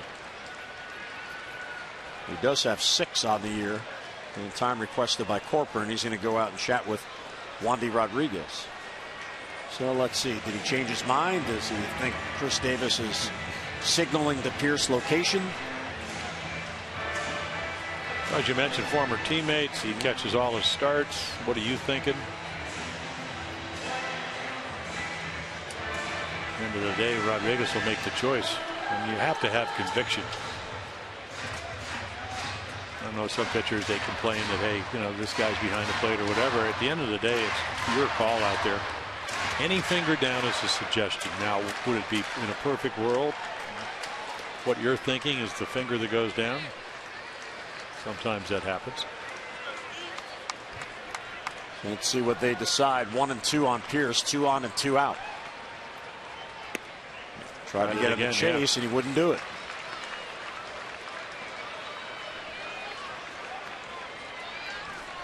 There are some tough roster decisions that will have to be made in the coming days unless somehow they can delay that until the All-Star break. One has to come for Gausman on Thursday, and then whenever Jonathan Scope comes back and he is ready, he just isn't active yet. The 2-2 pitch is foul back. There's some school of thought that maybe he would benefit from more rehab games before being activated. But there's Jonathan. He was out on the field again today about 3 o'clock working with Bobby Dickerson. Brady Anderson was out there as well. Brady's been in charge of his rehab, and he's done a great job. Jonathan looks great. He's thrown enough batting practice. Brady could be a left-handed specialist. Still in good enough shape. 2-2 pitches, low ball 3. Real good at bat here for Pierce. Well, he fouled off the fastball up and in. That Rodriguez said, okay, I've been pitching people away, trying to get that backdoor curveball, try to buzz one up and in, and he fouled it off, and now he gets a chance where I would think Wandy wants to make a quality pitch, but he has to throw a strike. Otherwise, he's going to load him up. So the runners will go. Davis from second, Young from first. A big 3-2 pitch coming here to Steve Pierce.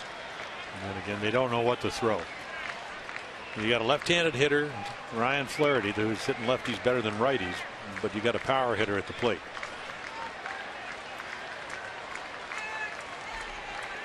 Well, Rodriguez ready. The runners go, and it's called strike 3, and Pierce can't believe it. Flips the bat. He was about to go to first. Pierce saying it was low, and that's how the inning ends. So 2 singles with 1 down, both left stranded as Pierce is called out to end it. And there's the call by John Hirschbeck. So the Orioles strand 2 as we head to the 5th, and a 4-0 Texas lead.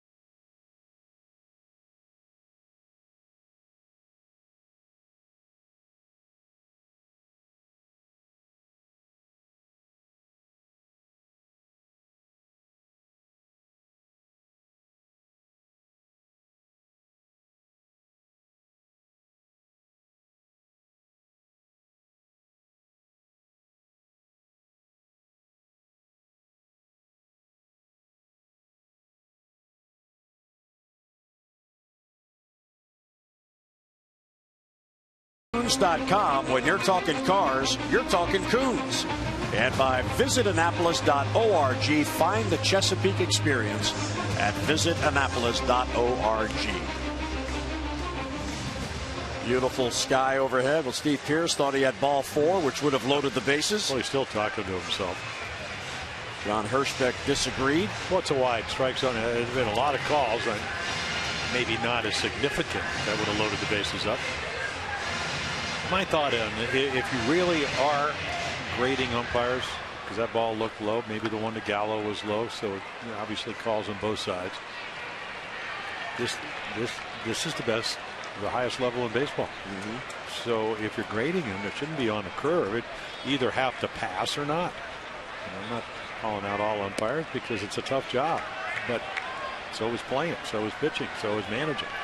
So a lot of people that are listening, they have tough jobs. So if they're not up to snuff, then they ought to be called out on it. Well, Hirschbeck's been around a long time. And he's better. You talked about it. He's brought hit tight to his strike zone. Upstairs with the fastball, 2-1. Well, the thing of it is, as a hitter, and you can understand why Pierce is out there talking to himself. You're down 0-2. You foul off a couple of real good pitches. You work the count. And then as a hitter, you take a pitch that you know or believe you know is a ball and you're rung up. It's one thing if you get yourself out, but it looked as if he earned that walk. And this ball's belted to right field, and that ball's going to be way out of here off the bat of Sin-Soo Choo. That is a 4th home run allowed by Bud Norris and a 5-0 Texas lead. Well, that's a $130 million swing right there. That ball was just crushed. Well, all night long, and of course the pitch count now at 83. It's been 94, 95. Let's see, we've had a slider, cutter, changeup, now a fastball. I mean, this ball is massaged. Well, his 9th home run makes it 5-0 Texas. Yeah, when you're pitching, you don't like that sound. Hits in every inning off Bud in this game. And upstairs to Prince Fielder.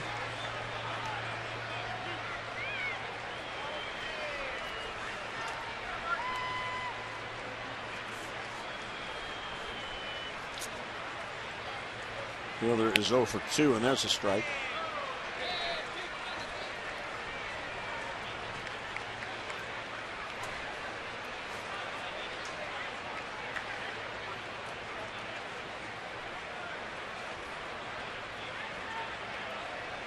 Bud allowed 7 home runs in his first 10 starts and has allowed 4 home runs here tonight.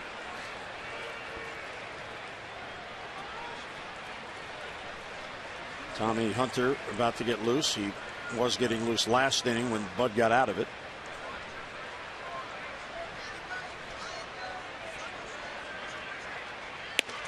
Strike on the inside corner. Fielder doesn't like it. I actually thought it was easier to pitch to guys that hung over the plate, because if you don't hit them, watch this. He puts his hands up, and one thing about Hirschbeck, big strike zone. He's not afraid to call the inside strike. Most pitchers will tell you it doesn't get called a whole lot. Towards the gap in left center field, chasing Reimold over, and it bends right back to him for the out. And one away here in the Texas 5th. Mark your calendars, fans, for Friday, July 10th, as a fan favorite returns to Oriole Park. First 20,000 fans, 21 and over at that night's game against the Nationals, will receive the Orioles plaid floppy hat presented by Miller Lite. So add this to your Birdland summer wardrobe. It's an instant fan collectible. Tickets are going fast. They always do for the floppy hat night. So get your tickets now, Orioles.com or 888-848-BIRD. Here's Adrian Beltre, who is 1 out of 2.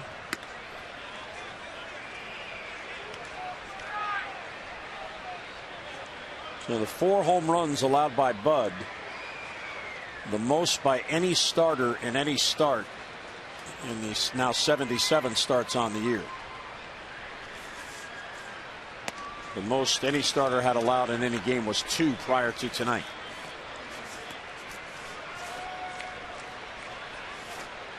In the meantime, Wandy Rodriguez got out of a jam in the bottom of the 4th, and his team has just added to his lead. Strike on the outside corner.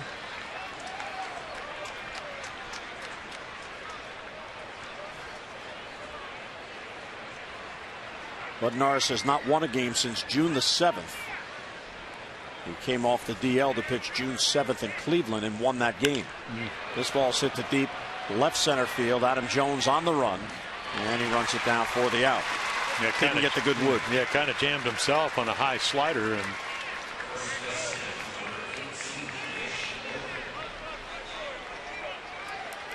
well, 2 down here in the 5th. Yeah, really not that hard to throw home runs here in Camden Yards. If you get into those nights, Marlins hit 2 of them.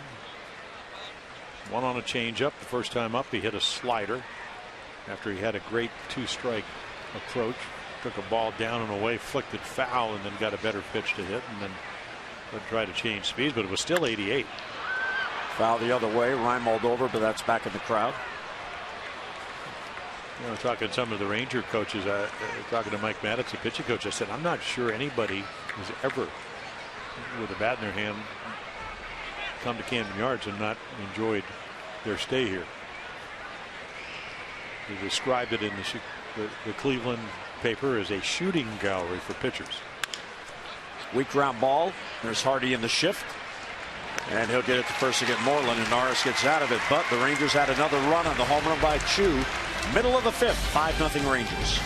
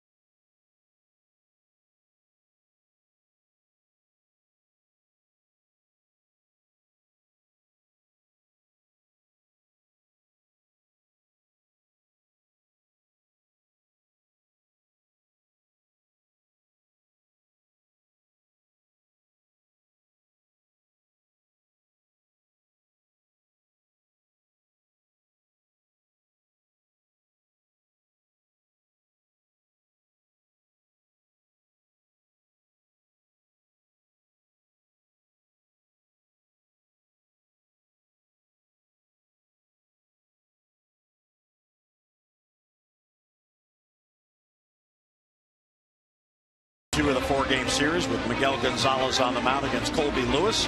Our coverage on MASN 2 will begin at 6:30 with those extra presented by Southwest, and game coverage at 7 o'clock. We've got all the access you need right here on MASN. Yeah, two guys that really know how to pitch. Good numbers. Miguel, even a better earned average. You know, the whip is the walks and hits per 9 innings. So both of them pretty low. So Colby Lewis last year, after coming back, missed on I think almost 20 months. Miguel Gonzalez, knee, elbow early in his career. So both guys. So a lot of guys that'll throw strikes. And you'll get a Bud Norris t-shirt. That's right. Yeah.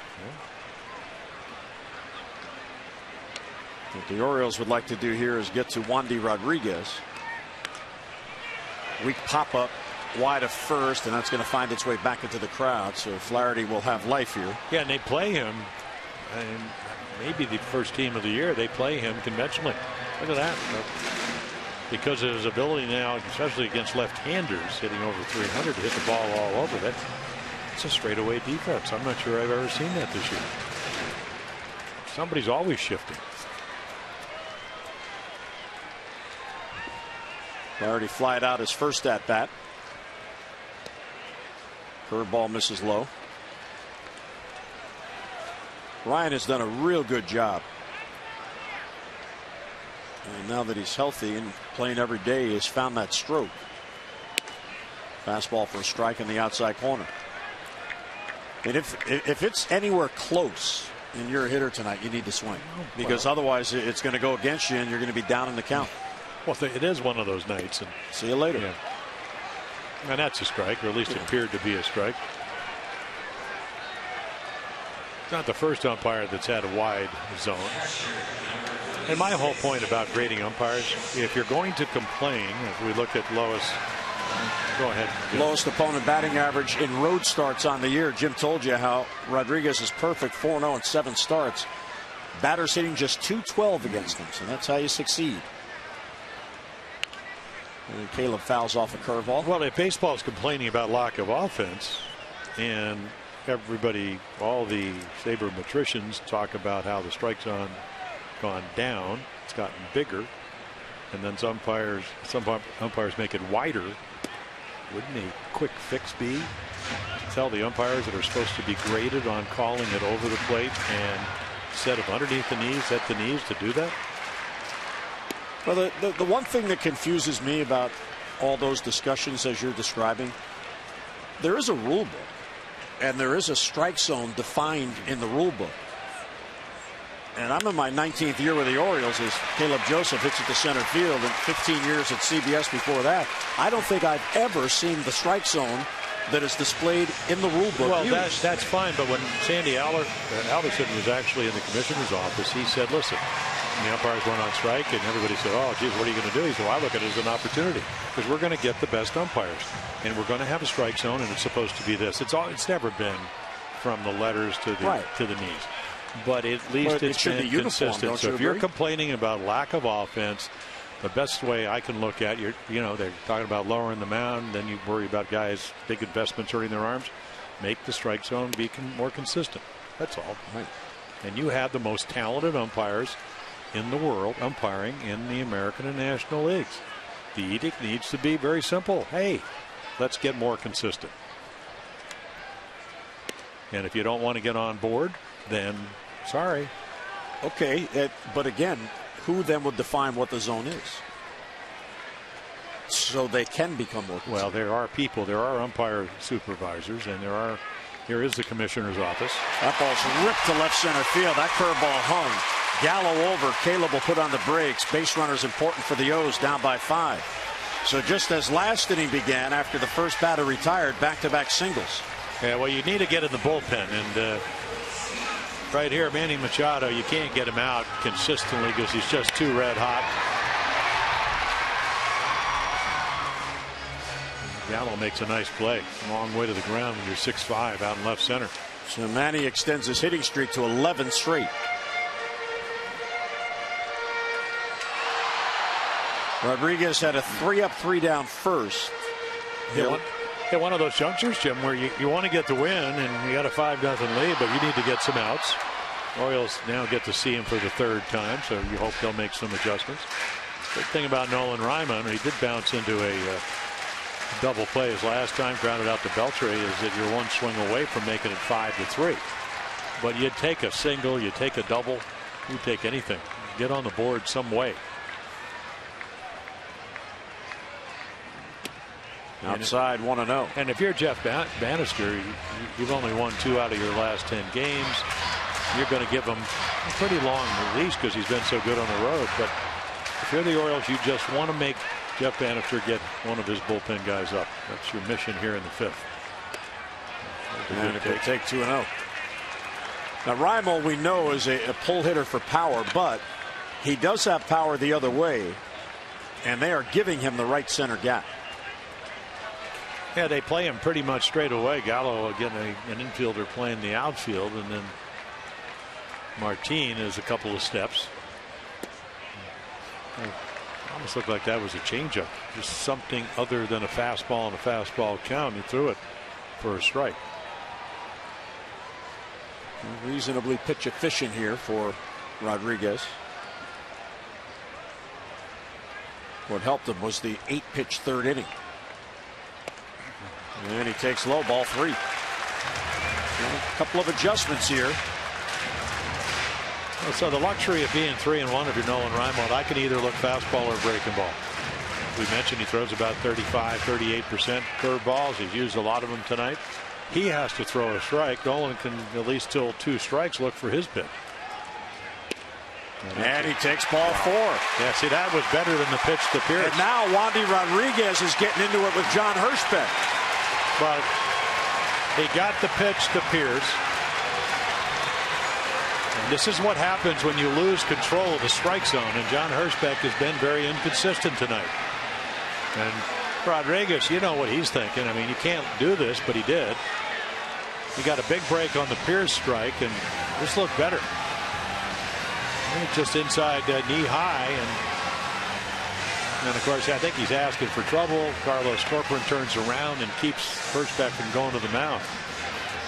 But John, you've earned it tonight, Mr. Hirschbeck, because you've been that inconsistent. And when you get everybody complaining, you know you're not having a good night. It wouldn't be the first umpire, first pitcher first broadcaster to have an off night, so it's not like. And of course, Mike Maddox is saying, okay, bases are loaded. Orioles get with one swing can get back into this in some way. Looks like Mike Maddox is forcing Hirschbeck to come out before he breaks up this conference. Well, that's the old Earl Weaver. And right there, I mean, what's he going to tell him what he thinks? He should get thrown out because he's arguing balls and strikes. If you had any guts, you throw him out. That's really what you would do. I mean, this is really, and Buck's got to be fuming.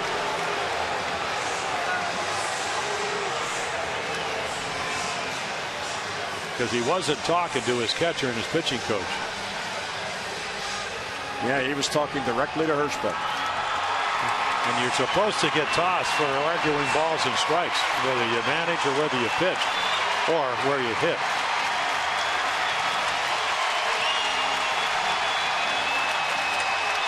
So now we'll see if the Orioles can take advantage of an upset pitcher. Mr. Jones comes to the plate with the bases loaded and only one out.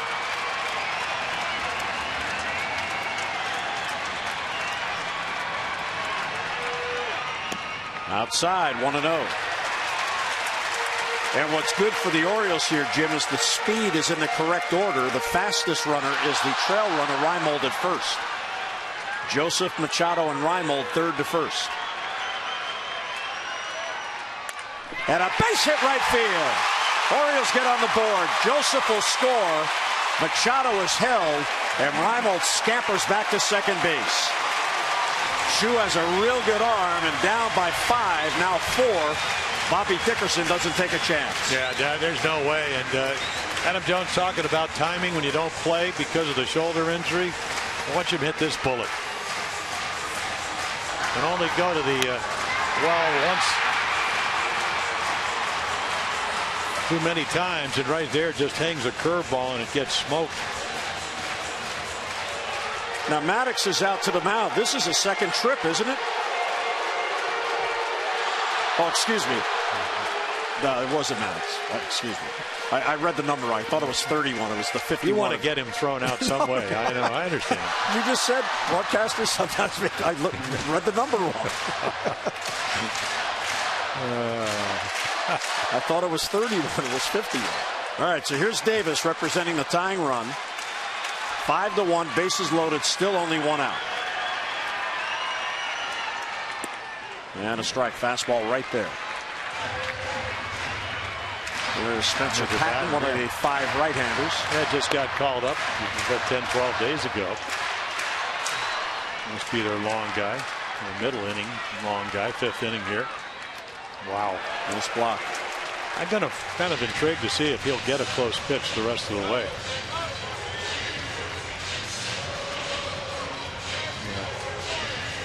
Yeah. Right in the glove. Nice. It's like a NHL goalie. Kind of the same premise, isn't it? Don't let the ball or the puck get by you. Waves at that breaking ball, 1-2. I struck him out the first time, singled the next time, and that's the way he did it. Quality of the breaking ball was real good. And Chris singled his last at bat, extending his hit streak to 9. And he swings through it. And he went even further outside, and Davis chased for the second out. Well, that is the art of pitching, and if he'll swing at it, you get him to chase. Count allows you to do this. Don't have to throw it over. And I'm going to invoke the Earl Weaver. No double play ball. Well, sometimes that's what Earl would say. Guy'd hit a double play. He'd go, hey, pop up, strike out, give us a chance. And that strikeout, while that's not what Chris Davis or the Orioles wanted, does get Delman Young to the plate. So Rodriguez trying to minimize the damage here. He now has 2 outs. The base is still loaded. Man, he smoked a fastball in the left his last time up after striking out the first time. I had Rodriguez for 7 strikeouts. Yeah. Fastball upstairs, can't reach. 0-1 on the half swing. This is a huge inning in this game. Base hit here. The Orioles are right back in it. Rodriguez would love to keep it at 1 run.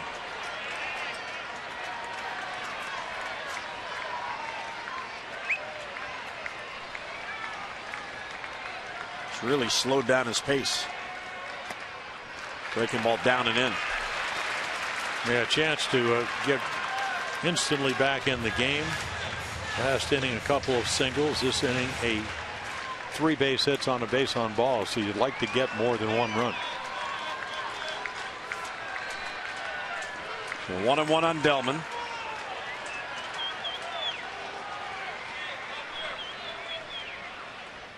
Upstairs, ball 2. That's how he struck him out the first time. It's an interesting matchup. You know, Delman, he loves to swing the bat. He's a hacker. And you have a guy who gets guys out by getting you to play off your aggressiveness. Well, that's, yeah, and that's what you like as long as you're not in the strike zone.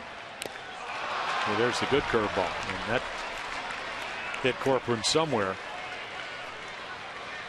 He's going to walk it off. There's the good hook.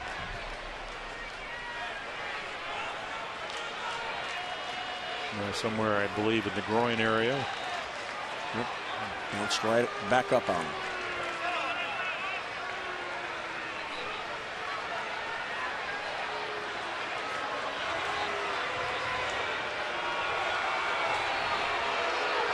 Trying to catch his breath. Fans are booing Corcoran, but if that happened any of them, they would understand why. Well, I don't think they understand. I think it's just another meeting, and they want the game to get going. And certainly something.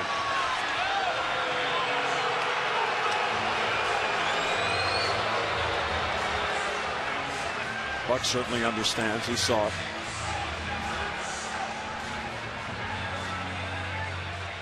So 2-2. Hirschbeck asking Corcoran if he's okay. Well, maybe he hurt his wrist. I don't know. I mean, that's.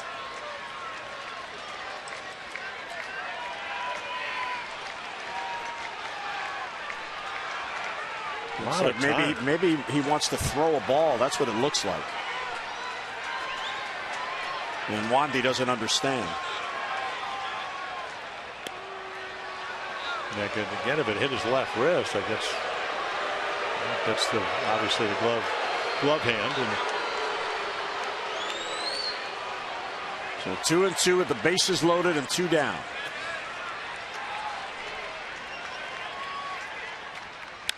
Line drive towards right center field. Chu is on the run. He makes the catch. Delman Young hit it hard, but Chu on the way, and he runs it down, and Rodriguez gets out of it. The O's settle for a run, but strand 3.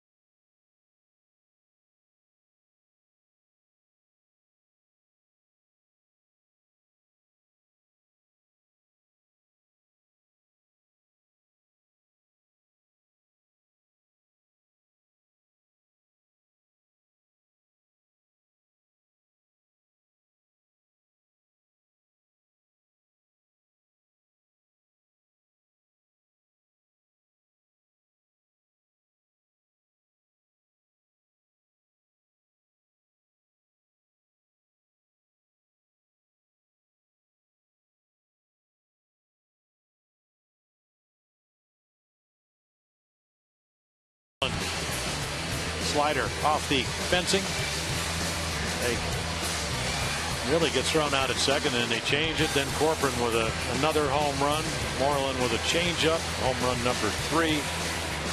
And then Chu, $130 million swing, and drills it into right center field. 5-0 now, 5-1. Bud Norris still on the mound. Those are your Geico highlights. 15 minutes could save you 15% or more on car insurance. Visit geico.com for a free rate quote. So Bud will go back to work, hoping for a clean inning. He has not had one yet through 5 base hits in every inning. Texas has stranded 3, and all 5 runs coming in on the 4 home runs. It is Gallo, then Andrus, and Martin. Upstairs, 1-0.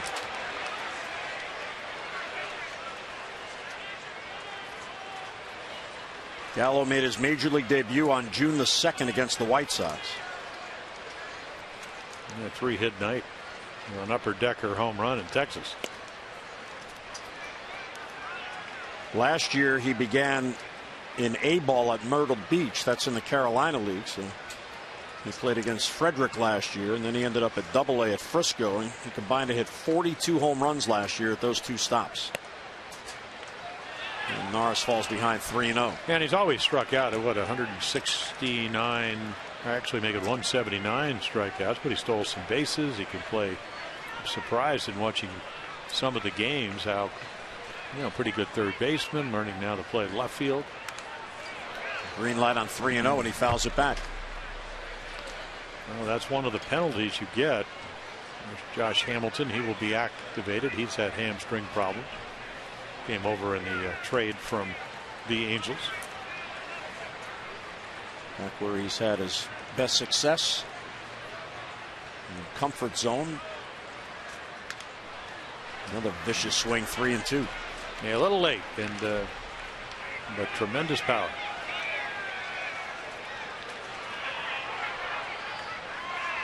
Well, then the year before, also in A-League, what did Joey Gallo hit 38 home runs, and then 2 in what, AZL Rangers? There, right down the middle. So he got ahead 3-0, and he strikes out. Yeah, and that's what happens. You get your pitches, you're young, and I don't know if he's looking for something here. Ball's pretty much right down the middle, and he's just all the adjustments. And there's no doubt that he's been rushed to the big leagues. Tommy Hunter up for a 3rd time. You can see that he's loose as he's watching the game, and then he'll throw a pitch. Andrus reached on a throwing error by Manny Machado. That extended the inning in the 4th.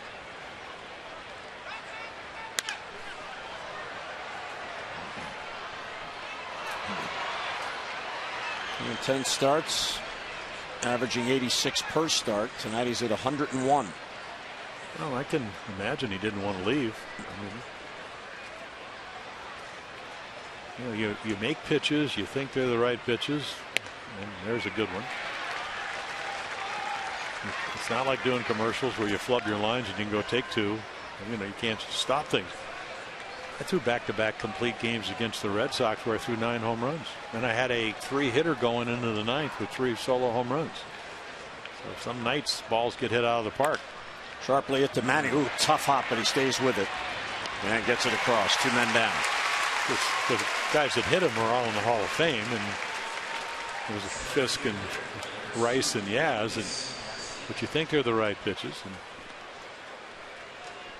and tonight, though, I think a lot of times you just don't know what's your best pitch. Tonight it's been his fastball, and only one of the home runs were on that pitch. And on the other side, this is now, I don't know how it's going to end, but this is the 3rd consecutive game where the Orioles have not scored more than 1 run for him.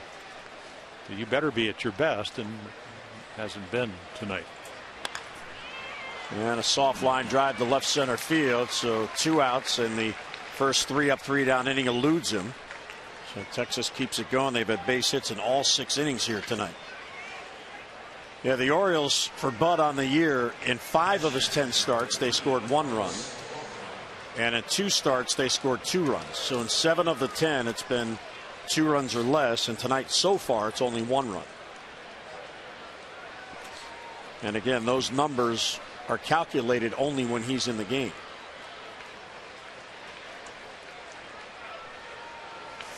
Now here's Corcoran, the number 9 batter.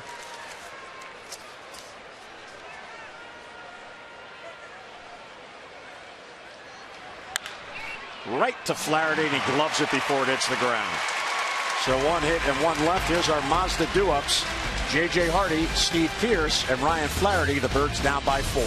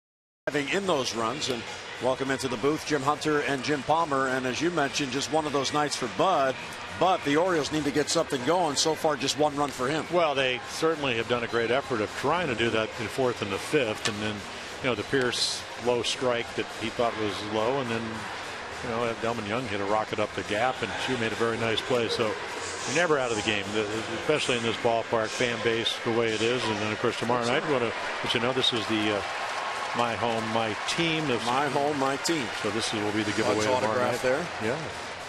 So tickets available. Come on out and join us, and you'll get that T-shirt. Well, not that T-shirt. No. That's going home with Mr. Palmer. No, I don't know. You might.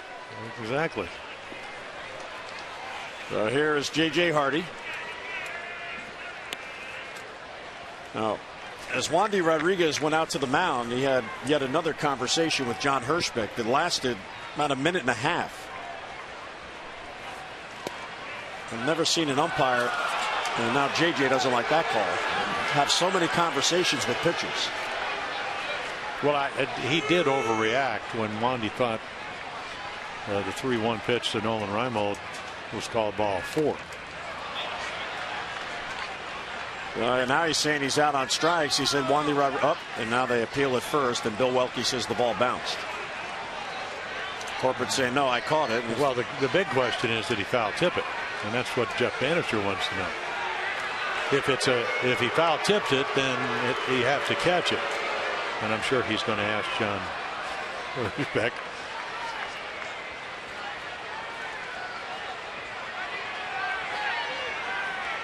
Yeah, maybe just nicked it.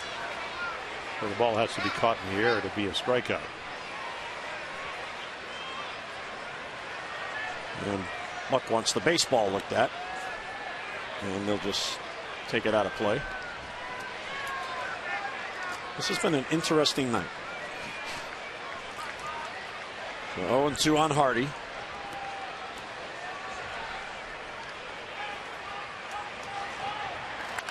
And bounce foul to stay alive. Well, they had to feel pretty comfortable because their best pitcher on the road, was pitching for them. As we mentioned, Rodriguez 4-0. And they get him the early lead and get a little bit of a cushion. Just think if they didn't get the 4, then 5-0 lead, the 4th and 5th inning, they might have had to go to the bullpen. One hit and you're gone. Longer leash because of run support. Yeah, way outside. And they appear to have somebody throwing. Yeah, there's Spencer Patton again. So not sure that the leash will be that long now that he's into the 6th, and he will be turned over a changeup. He's only thrown about 3 or 4 of them. Pitches at 100. Well, this will be the 8th pitch, and JJ was down 0-2 after 2 pitches. And he walked him, and JJ waited and looked back at Hirschbeck just to be sure. So there's a leadoff walk after he got ahead of him 0-2. And here comes Bannister, a slow walk.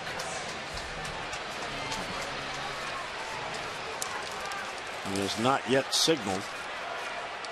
And now he does, and we're going to get a pitching change. So Rodriguez will go 5 innings plus 1 batter. He can win, he can't lose.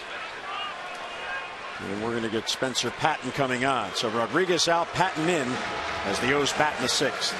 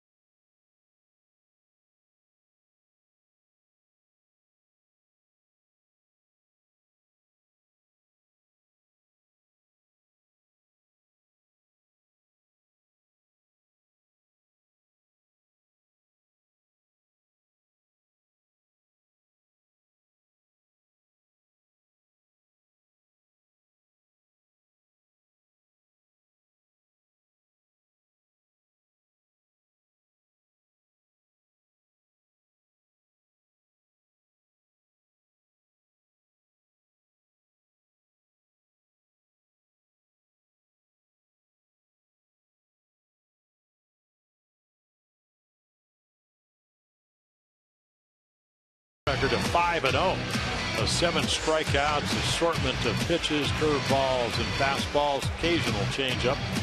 Probably about a handful tonight. There's the questionable pitch. Steve Pierce thought it was low. So did Buck Showalter. They're big strikeout. So and meanwhile score 5 runs for him. So there you go. 55% fastballs, a little bit lower. Curveballs 41%. Nobody has it. Throws that many curveballs, and now your Jiffy Lube pitching change. It's time for a little relief for your car too. Visit Jiffy Lube for regular oil changes that help prevent damage and wear to your engine. Jiffy Lube. Drive in today. Spencer Patton, 27-year-old right-hander, came over from the Kansas City organization. Jason Frazier was traded. So there are a lot of fastballs, and slider at 82, fastball about 92, and then he's got a third pitch, the changeup. So 3rd time up and down this year for the Rangers. So he inherits Hardy at first, nobody down. Here's Pierce. The Rangers bullpen is 14th in the 15-team American League based on ERA. Hard hit ball but foul. As you can see again, I mean, first pitch, you talked about 89, 91, 2-seamer.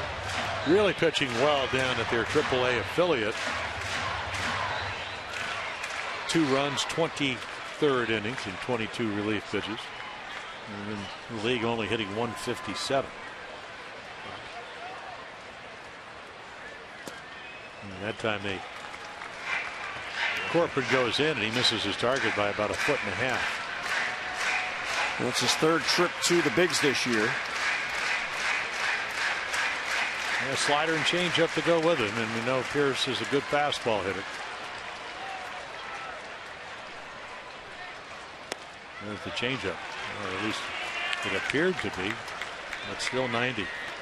Here's Sam Freeman, one of the two left-handed batters. Of course, the Orioles bench tonight loaded with lefties. Parmalee, Lowe, Snyder, and the two switch hitters, Wieters and Paredes. Wandy Rodriguez on the bench.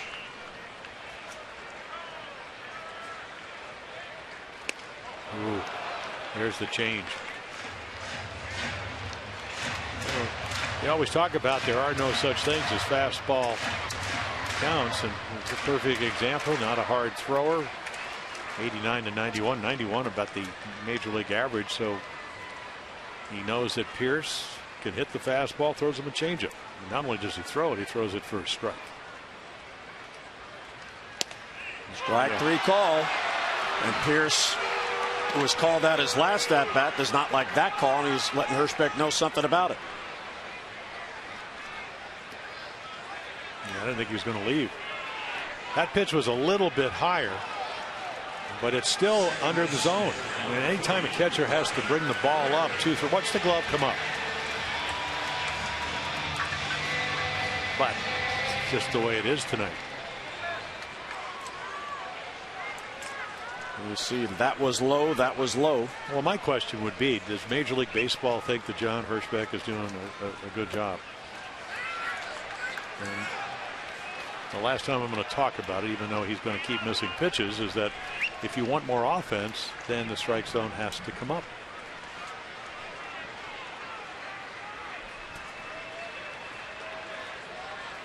Flaherty is 0 for 2. And a called strike.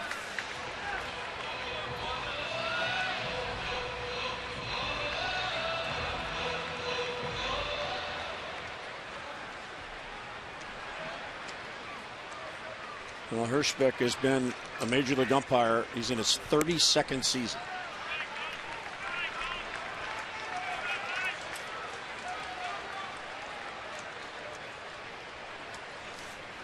And this is his crew. He is the crew chief. O'Nara's still on the bench. He's at 105 pitches, his bud. Ryan fouls it back, 2-2. Yeah, Patton appears to be a little bit sneaky in the sense that that 91 maybe looks a little bit quicker. Maybe it's late life. Maybe it's movement. And of course, if you know Steve Pierce, he's frustrated because he doesn't get to play that much. And well, you made a good point. There's a changeup that misses. You pride yourself. I mean, pitchers want to be able to get you out by throwing enough strike to get you to swing at balls. And then when you don't have to throw strikes, pitching becomes a little bit easier. And if you're a hitter, you pride yourself in discerning between a strike and a ball. Tonight, it's harder to do. Ryan fights it off to stay alive. But this isn't just about tonight. I mean, this is just about a trend in baseball. Everybody talking about not enough offense and so on and whatever, and how the strike zones come down. We'll change it. I don't mean John Hirschbeck. I just mean the league in general. So another 3-2 pitch coming here to Ryan Flaherty. Lazy fly ball to left field. Gallo is over and towards the line. He'll run it down. That was caught in fair territory. So Flaherty is retired and 2 men out. Polar bullpens with these two teams in this series. Texas, their ERA 15th. Orioles are 3rd. The home runs allowed. Strikeout to walk ratio. Malone saves 11. The Orioles have only 5, and the save percentage way down for Texas.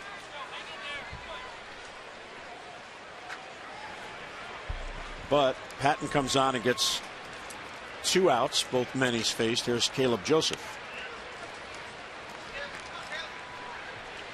Caleb 2 base hits, both singles, and he scored the Orioles run. And that's probably more meaningful if the game is closer.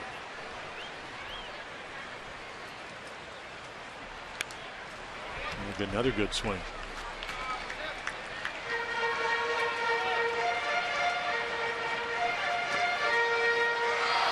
Well, Rodriguez got the big outs in the 5th after the run scored. It was bases loaded, only 1 out.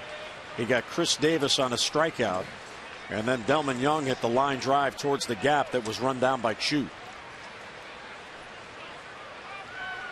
0-2 is hit right towards the second baseman. Waiting on it is Odor, and he'll go to first to get Joseph, and that ends the inning. So a nice job there by Patton as he comes on and retires 3. We'll head to the 7th. 5-1 Texas.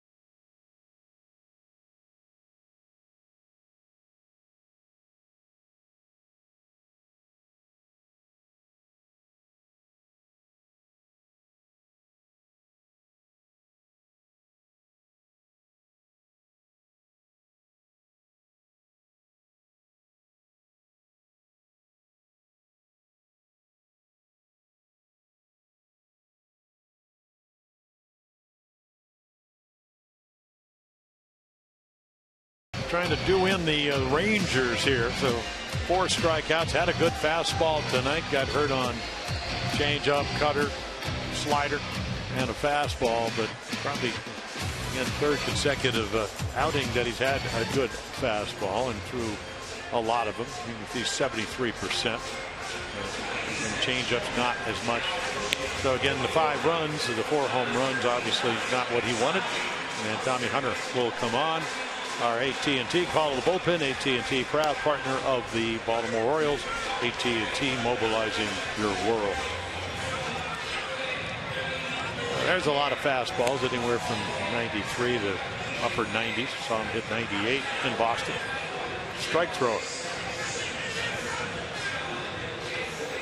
A 2-1 record. Again, you got to earn your way on against Tommy. 4 walks in 32 innings. And there's the batting average. He's having a real good year. He's going to try to keep it as is. Orioles still have 3 more at bats, down by 4 runs. Yeah, they have a 4-run lead, and of course they're counting the outs. They need 9 of them before the Orioles get 4 runs. And bounce towards second. Big hop for Flaherty. So Odor is retired. First pitch swinging, 1 away. Well, Dave Wallace and Don Cheedy came on last year as pitching coaches, and one of the things that Tommy was the closer early on. Did close games, but they weren't as maybe neat as he would have liked or they would have liked. So cutter went away. 2-seamer was added, so it gives him a lot more movement. Because he's always been a 4-seam guy, and then all of a sudden easier outs right there. A good 2-seam fastball. Get a nice little ground ball. 1 pitch, 1 out. Shin-Soo Choo homered his last at bat. He is 2 out of 3, also a single. Well, Tommy in his last 10 games has allowed just 1 run. 1 run in 12 innings in those 10 games. Pitching very well, and there's a strike. Choo doesn't look around. That ball probably an inch or so off the corner. He's not. You'd almost, at least until 2 strikes, that's the way it's going to be tonight. It's going to be a wide zone, low zone. Again, a lot of movement at 97.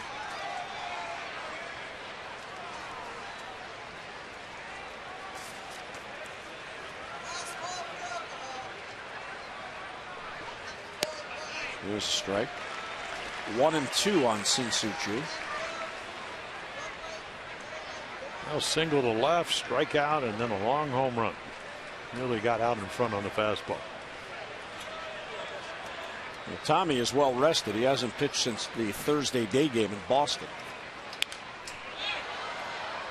Fouls it back. That game ended, I believe, 6-4. Maybe that's when they. It was Kella. Yeah. Another hard thrower. In fact, they got a bunch of guys that throw in the mid-90s out in their bullpen.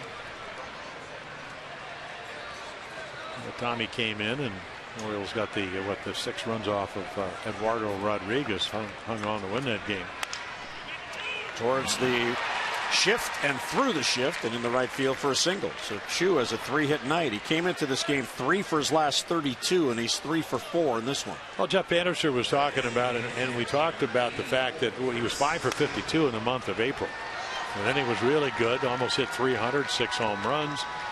It was 6 of the 9 home runs in the month of May, and he actually benched him for a couple of games to kind of, they did it with Ortiz, and just let everybody know that you still have to play well regardless of the contract. New manager. That's where the meritorious part of it came around. You need the merit being in the lineup.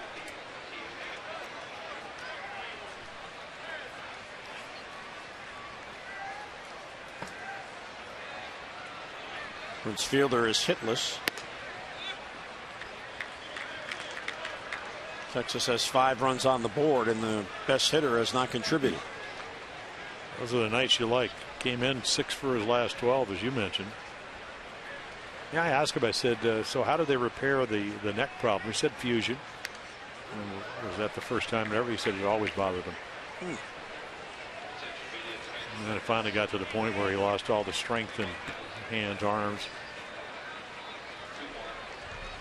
So they took care of it.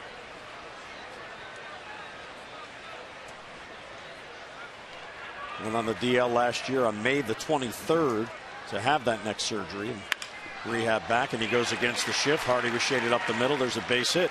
Well, you can see how this team, when they get pitches to hit, they can hit. I mean, Chu, the home run, the hit to left.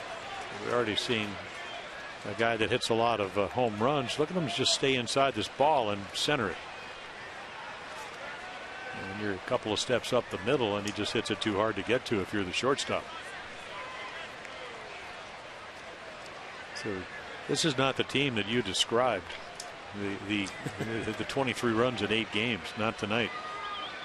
Well, that's the point about when you play teams. Yeah. Are they due to break out, or are they going to stay cold? I mean, the Indians came in here cold and they stayed cold.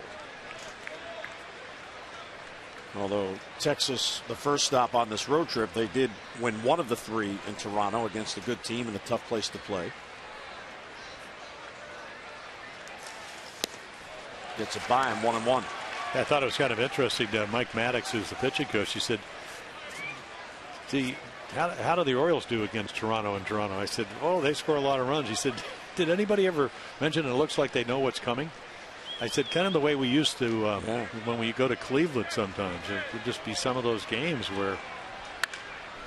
This ball's hit well to right field. Delman Young running towards the corner, looks up, and it's off the board. Plays the Karen perfectly, gets it in. There's a throw towards the plate. And the runner has to hold at third as Chu is held. Really played nicely by Delman Young. That's a long single, and the bases are loaded. Well, the scoreboard doesn't tell you how well the Orioles have played defensively. And they can't get to it.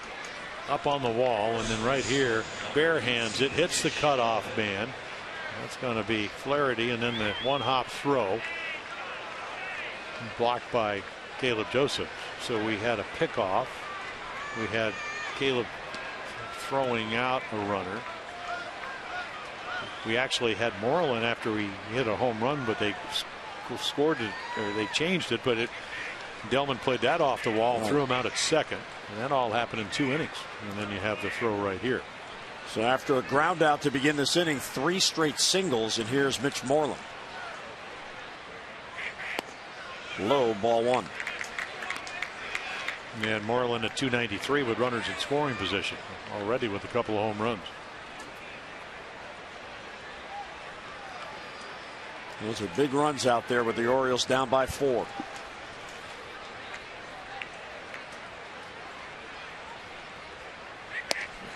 And a strike taken at the knees. 1-1. Mitch Moreland's out of Mississippi State, the alma mater of Buck Showalter.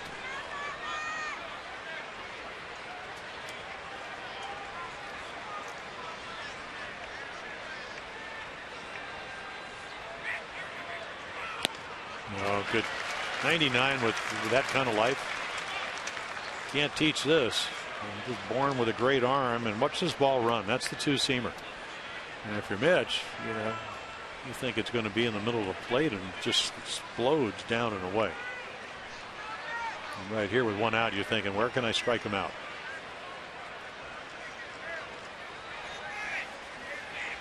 And the 1-2, he got him. He chased the pitch that darted outside. A huge out for Tommy Hunter and 2 away. Well, Gaylord Perry's in the Hall of Fame, and he pitched for the Rangers. This is the way he could get the ball. Of course, he could kind of wet it up a little bit. I mean, look at that ball. Of course, that's 98. Just kept moving. Yeah, well, that's what the two-seam fastball can do. Chris Tillman said if I didn't throw two-seamers yesterday because I couldn't command my four-seamer, wouldn't have pitched well. That ball's hit well towards the corner, and that is a fair ball as Gallo hits it down there. Here's 1 run to score. Here's 2 runs to score. Coming towards the plate is Beltre. The throw goes to third, not in time. It is a 3-run triple for Joey Gallo, and the Rangers now have an 8-1 lead. Now, you talked about trying to stay away from adding more runs, and there's your young player. Boy, can he scamper. Well, there's your first triple. See, that ball is more in the middle of the plate. He gets to it. This pitch is 97. He turns it around. And they play this one pretty well, but it has some backspin. So Delman Young in right field has a longer way to get to it. And meanwhile, all 3 score. So he got the second out. Couldn't get the third. And here's Andrews, and he'll take outside.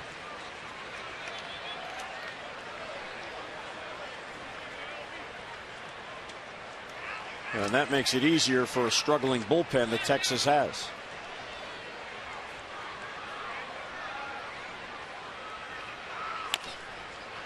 And a chopper up the third base line. That ball's rolling, and Manny picks it up to make sure it stays foul.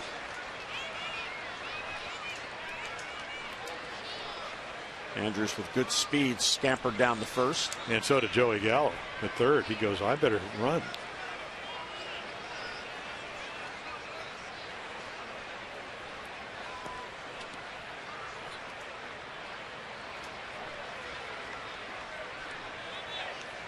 And 1-1 the count on Andrews, who is 0 for 3.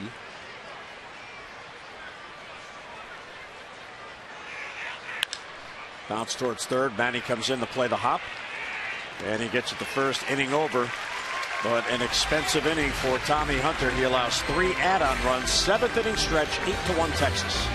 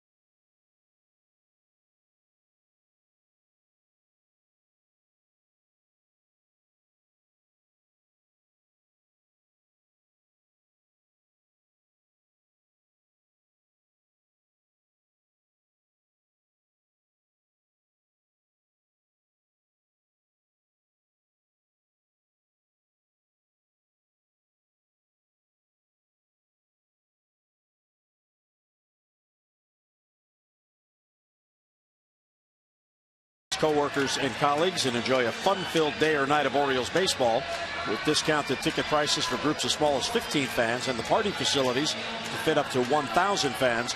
Oriole Park at Camden Yards can make your group outing an experience you'll never forget. For details, visit Orioles.com/groups or call 888-848-BIRD. And here is Keone Kela coming in for the Rangers, the rookie right-hander.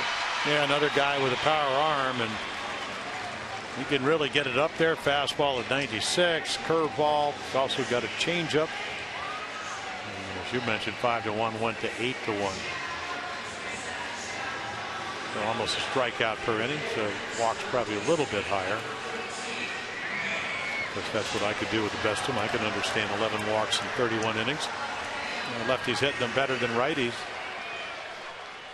One of those situations where you can come in and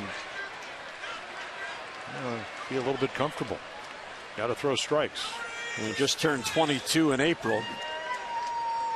He is from Washington State, top of the order. Another conversation.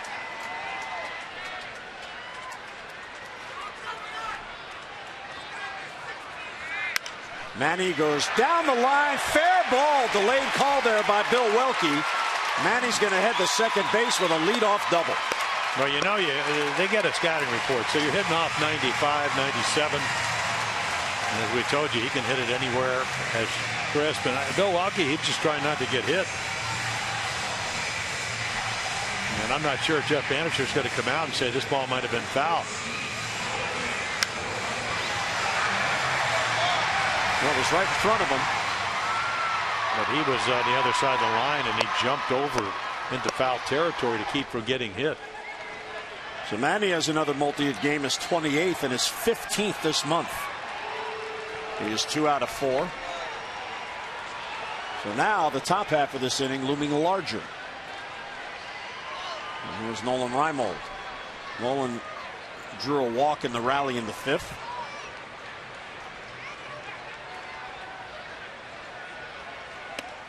Fastball's high, 1-0.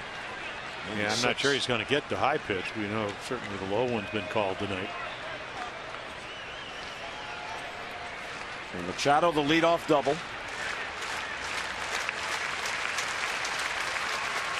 Ball 2 down and in.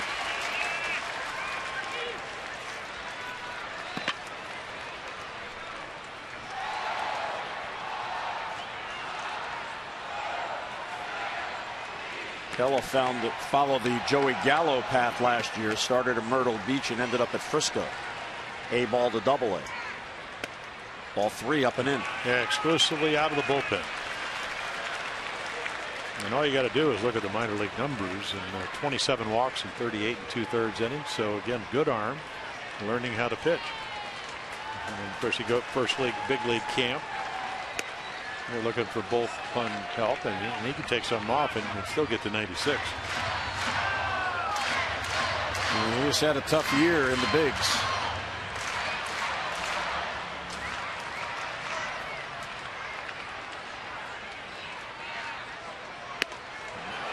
It's a fastball by him, 3-2.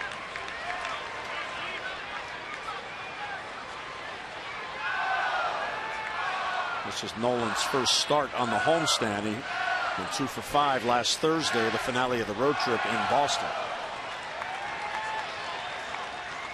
A full count. He's on that one, fouled it back. And he's just going to sit on a fastball anytime you're hitting off that anyway.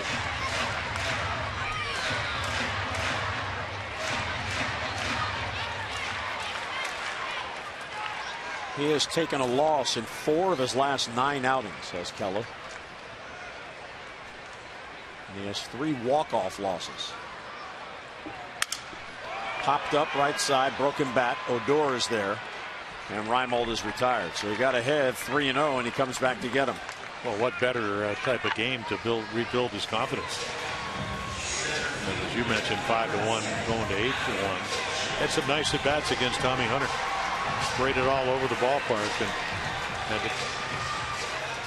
let's go back to the 5th inning. I mean, Adam Jones hits that rocket into right. If he hits it softer, maybe you score 2. If you go back to the double over the head of Martin in center, they score another run. Pierce's double early on. Too tight to Adam, 1-0. But the bottom line in this game is they got 8 runs to this point. Machado at second, a leadoff double. He's there now with 1 down. Yeah, good curveball.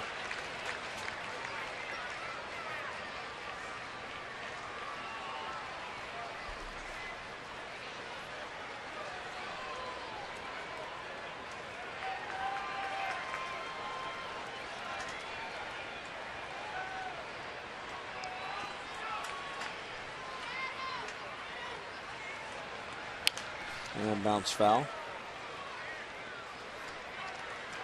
Now this is the most runs the Orioles have allowed since last Sunday in Toronto, but they won that game 13-9.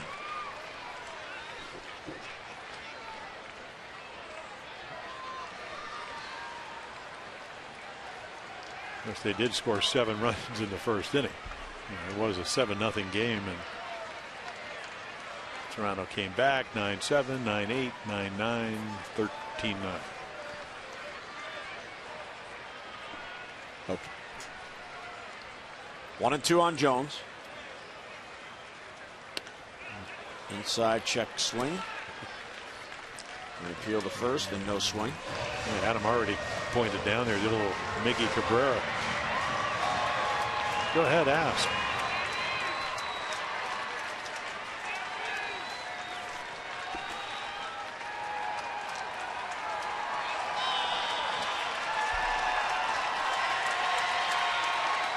Well, 2-2. And he gets at him. That ball smothered by Corcoran. And the play to first, so the strikeout in 2-3 and 2 away. Well, they always struck guys out in the minor leagues, and as you mentioned, came right up, A-ball, double-A. 99 innings, 50 walks, 135 strikeouts. That's a ton of strikeouts. You can see why. Big overhand, hard curveball. Now Chris Davis will bat. He is 1 out of 3. He has struck out twice, and big strikeout in the 5th inning of Chris by Wandy Rodriguez, with a run in and the bases loaded and only 1 down.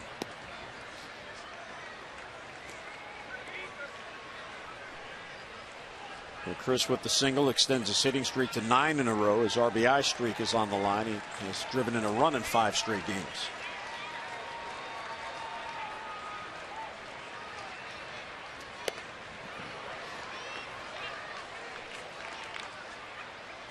Rodriguez went 5 innings plus 1 batter, just the 1 run on 8 hits. He allowed 10 base runners, but only 1 scored.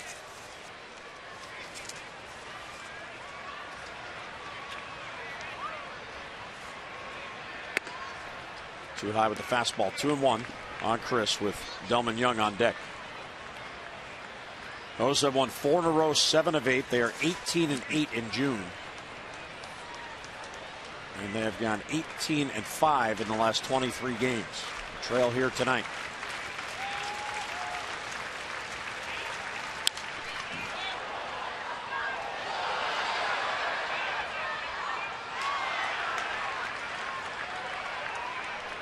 Miguel Gonzalez tomorrow night against Colby Lewis. Wei Chen on Wednesday night against Nick Martinez, and then TB determined, or Kevin Gausman on Thursday against Giovanni Gallardo. He's coming off about as good a game as you could pitch. 3-hitter for 8 2/3 innings against the Jays in Toronto. Fastball upstairs. 3-2 on Chris.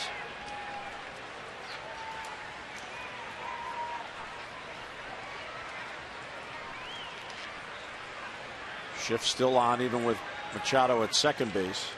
Beltre's a bit closer to third, but still wide of the bag.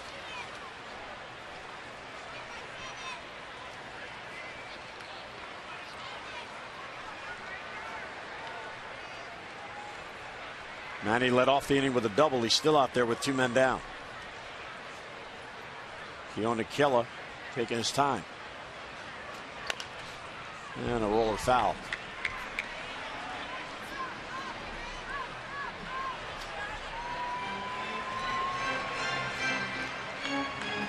Kela about to throw his 7th pitch to Chris Davis in this at bat.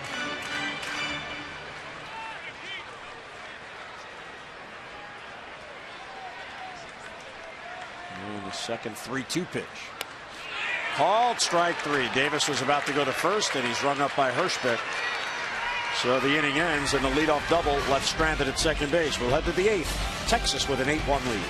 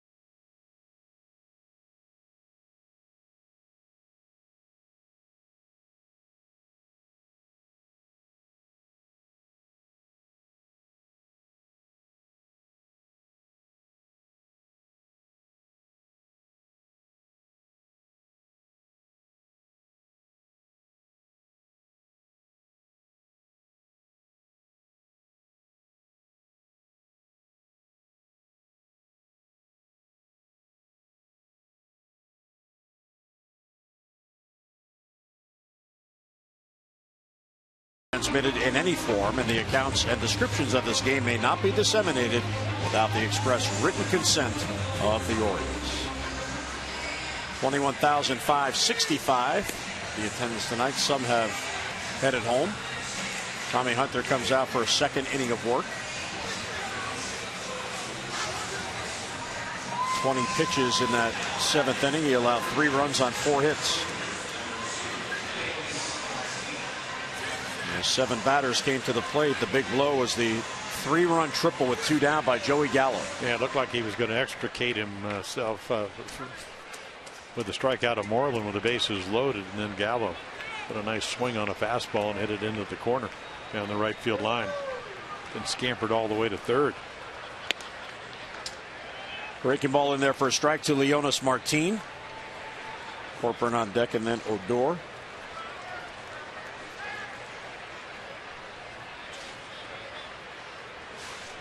And the 0-1 is chewed foul. Activity in the Texas bullpen. There's Tanner Scheppers, hard throwing right-hander. Yeah. Another guy in the mid-90s. Nothing in 2 on Leonis Martin.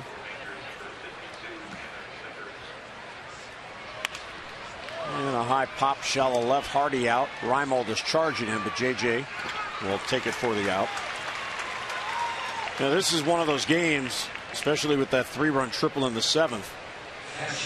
Tommy Hunter can help his team by finishing this game. If Buck Showalter does not have to get another reliever up in this game with the score 8-1, even though Tommy did allow 3 runs, he can help the Orioles tomorrow because the rest of the bullpen will be rested. And this one obviously got away. The 5 runs on the 4 home runs by Bud Norris put the Orioles in an early hole, and then the 3-run triple. But if Tommy can somehow gut it out and get through all 3 innings, not that we know that Buck will do that, but. Well, yeah, you have an option.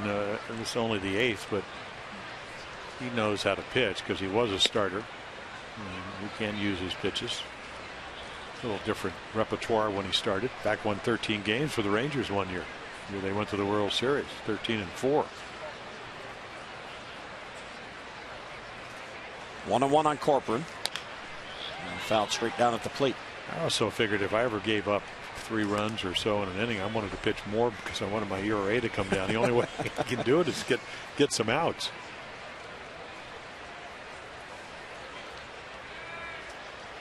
And this bullpen has been so good, and they understand the dynamics of getting some outs when it's needed.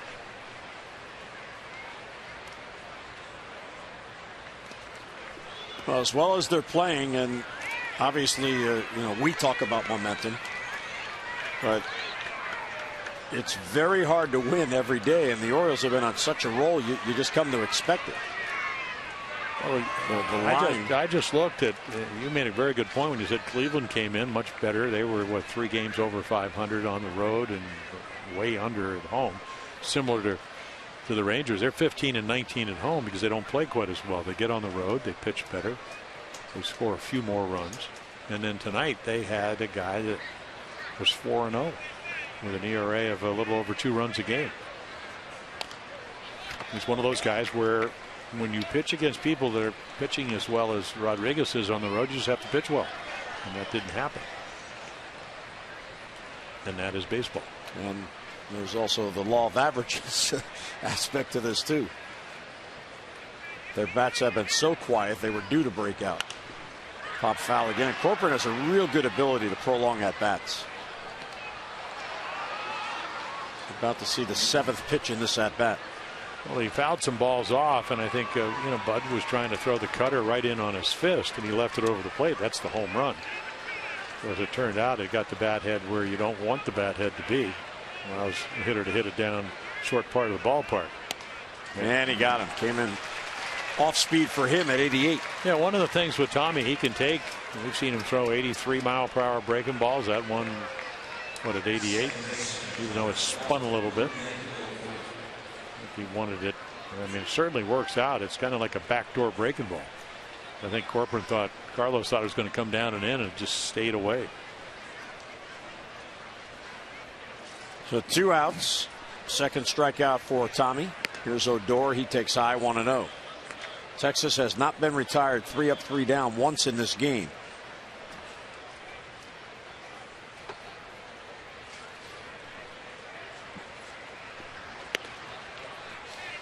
And again, if you go back to May and you look at the Rangers, they were 8 games over 500. I mean, they could complete turnaround.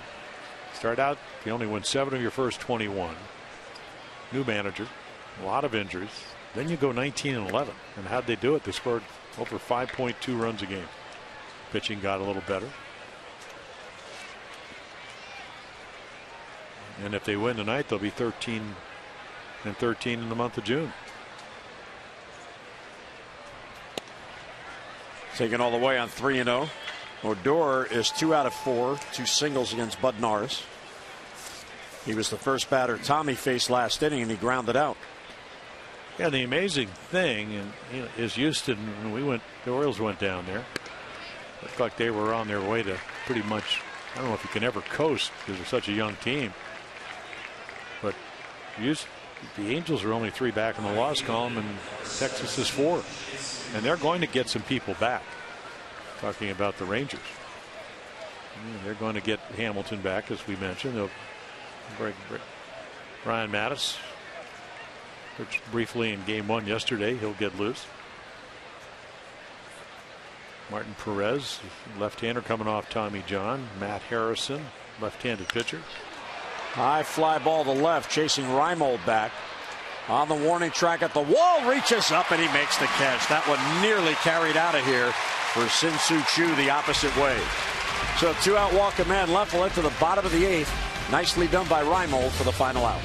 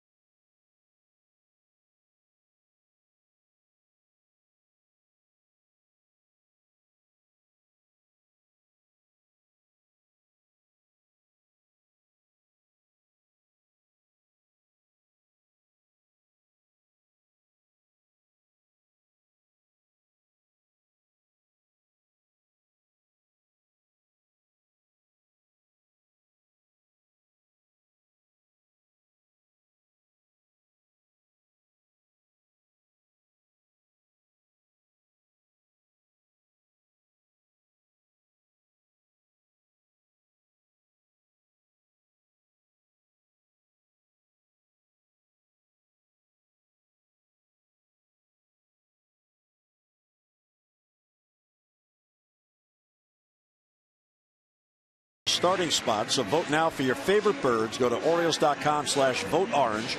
You could earn ticket discounts plus the chance to win an autographed All-Star Game jersey. Now you can vote up to 35 times with each valid email address. So keep voting orange and get your birds into that starting lineup. Again, it's Orioles.com/voteorange. If everybody listening does that right now, that'll be a lot of votes for Manny and for Adam. So Tanner Shepard comes on a couple of years ago out of the bullpen, was lights out, and then last year started early, didn't pitch well, had elbow inflammation, pretty much didn't pitch. This year sprained ankle, struggled early, down to their AAA affiliate, and then back, and he's been pitching very well, and he does have a power arm. You can see lefties hitting him better, but again, I mean, this is somebody that's going to pitch it's around 96, hard slider, changeup. Changeup is about 88, so quality pitches. And then he's got a curveball. 4-pitch pitcher, which is probably why they thought he might be able to start. Delman Young will lead off.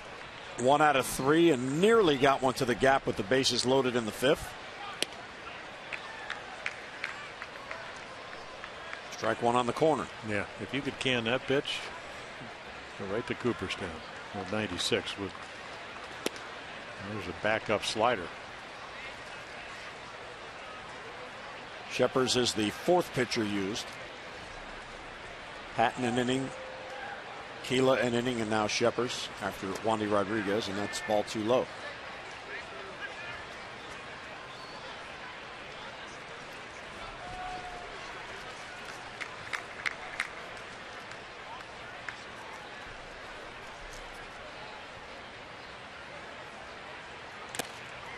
And foul got a piece of Corcoran.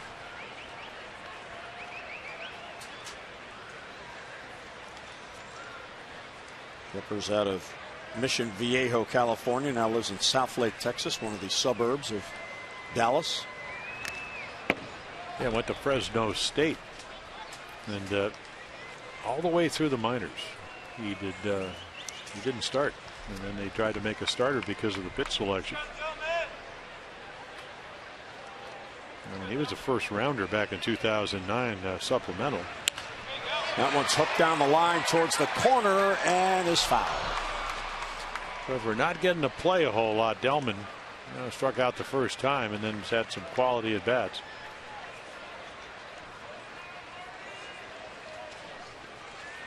So Delman working the count, about to see the 7th pitch in this at bat.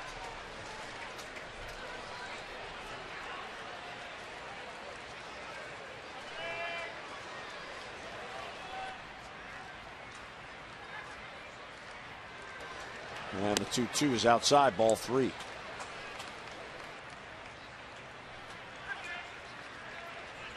So the Orioles trailing at 8-1 here in the 8th.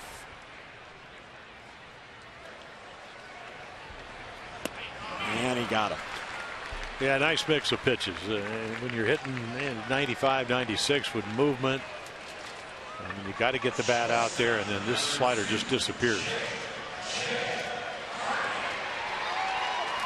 I can only imagine Tanner Shepard, after missing most of the year with elbow problems, how happy it is to obviously be healthy.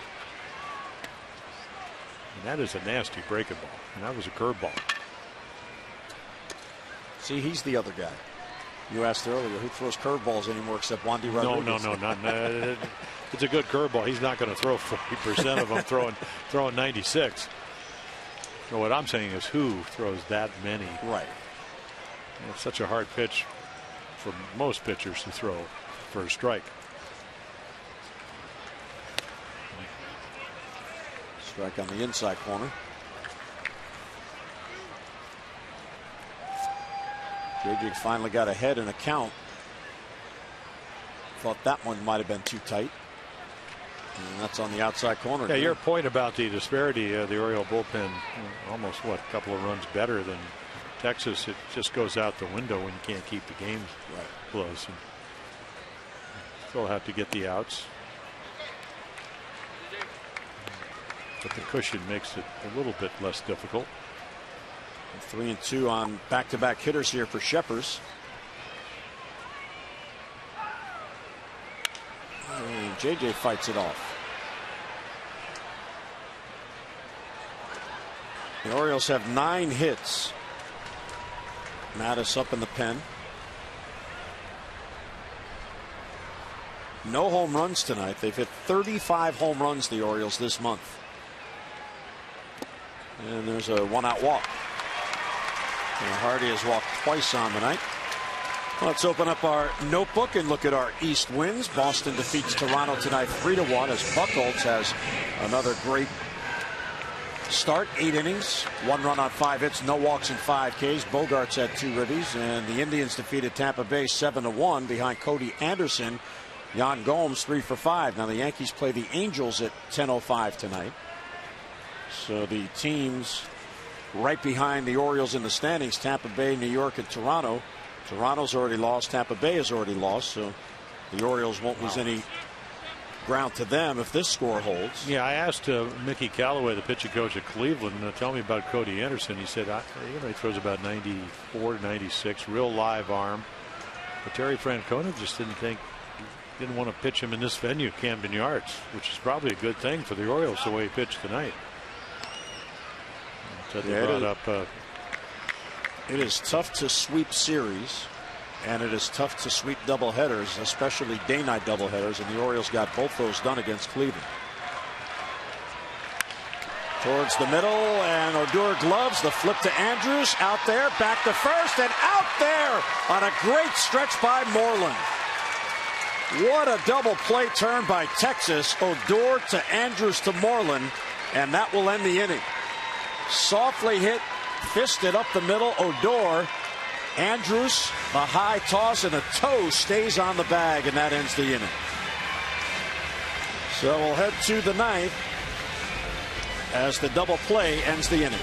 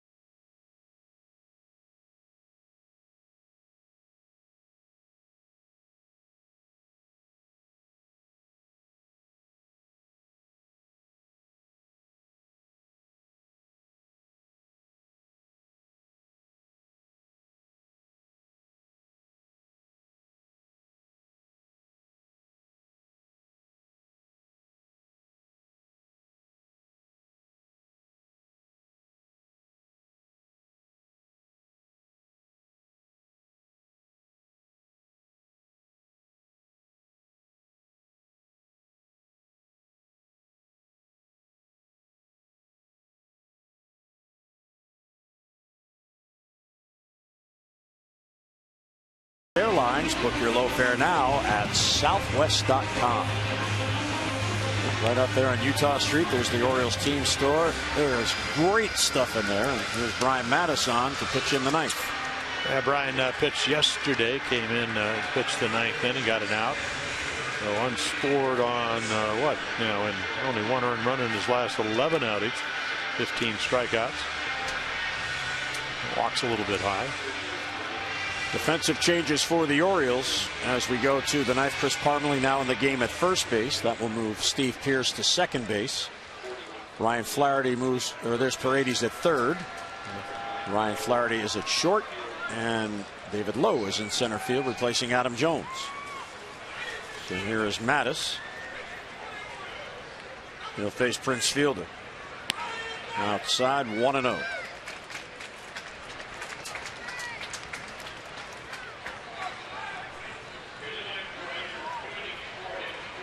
Ryan has 5 consecutive scoreless appearances since coming back from his 8-game suspension.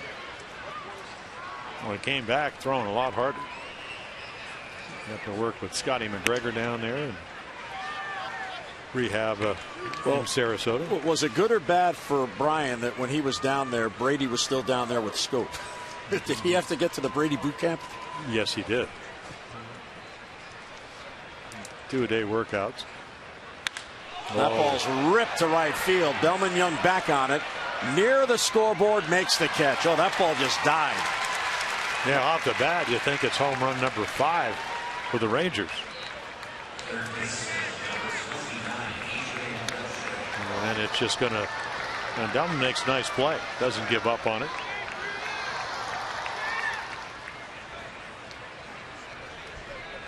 Right near the wall.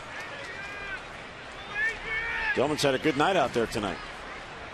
Played a couple of caroms perfectly. Oh, he can throw. Flat out throw. Orioles what? He's got 8 assists. Yeah, 22 as a team. Outfield assists. Here's Beltre. First ball swinging, pops it up. That'll be back in the crowd.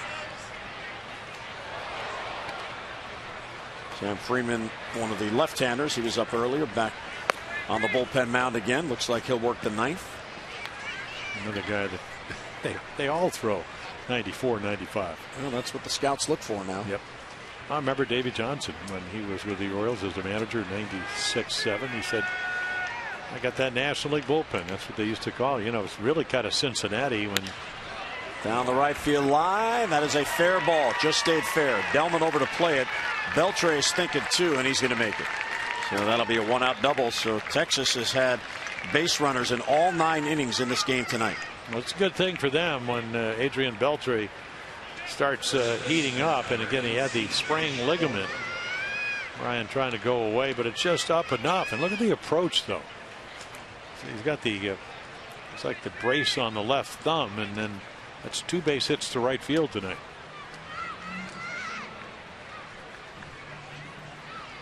So 3-hit night for Beltre, who was 4 for 24 since coming off the DL. Well, didn't have a rehab, so you miss all that time, and then because of injuries and whatever, and they're not playing well. One day you're on the DL, the next day you're hit. That's what kind of alludes to the point you were talking about. It's sometimes when you play people, so now all of a sudden feels more comfortable.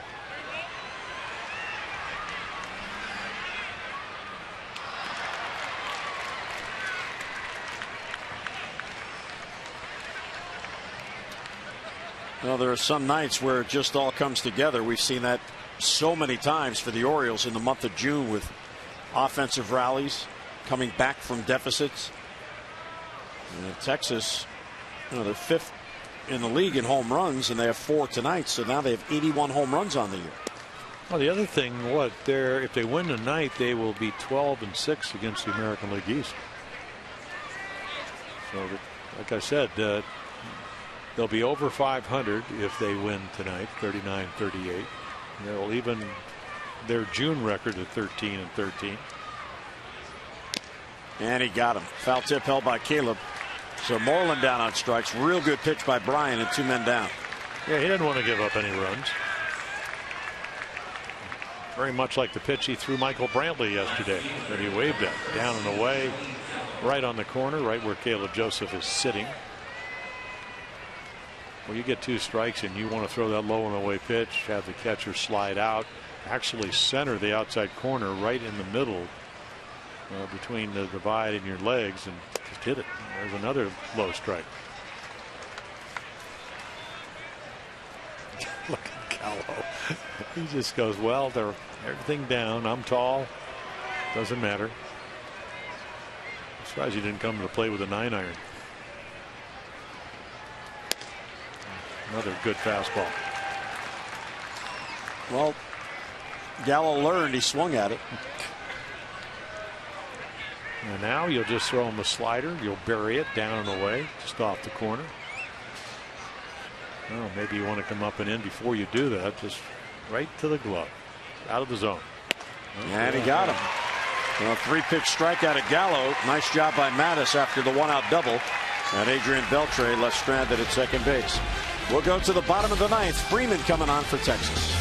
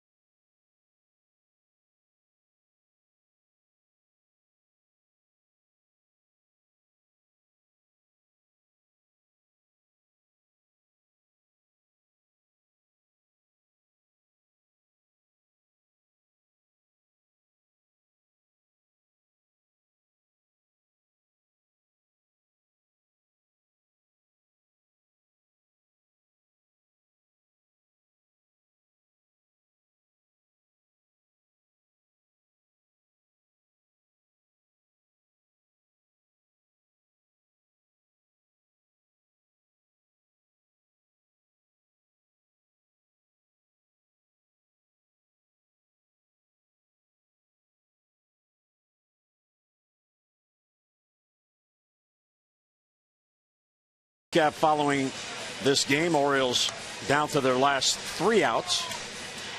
And here is Sam Freeman, the 4th reliever and 5th pitcher in the game for Texas. Yeah, right at the end of spring training, they acquired him from St. Louis, so another power arm.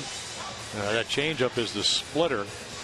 Split-fingered fastball, and fastball around 94 to 95, and then a slider at 83. So it did get knocked around in his last appearance against Oakland, where they all 3 batters scored. ERA, 3 runs in his last 12 games. So he comes in. They didn't have any lefties, and then going into the season, but now all of a sudden Ross Detweiler, we saw him as a starter with Washington, he's out there, and then Sam Freeman, and they both have power arms.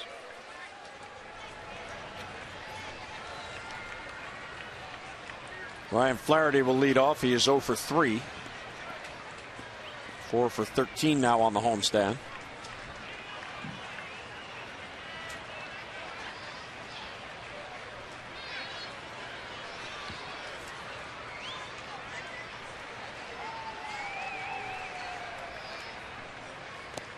And that bounces in there.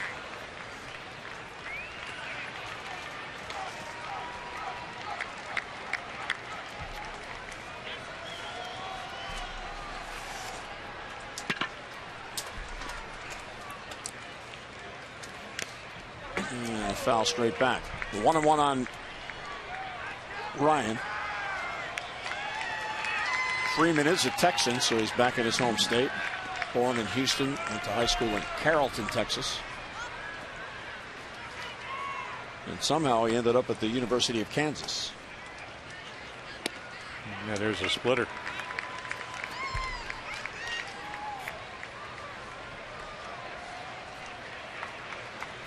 Tomorrow night, Miguel Gonzalez against Colby Lewis. 2nd game of the 4-game series. O's extra at 6:30. Game coverage at 7. Strike 3 called in the outside corner. Flaherty doesn't like the call.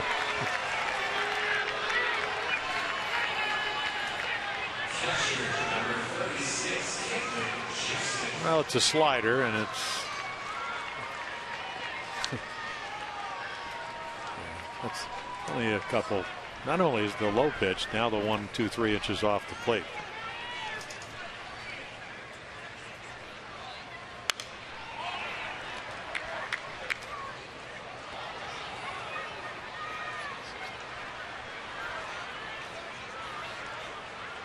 Caleb's had a nice night, 2 out of 3.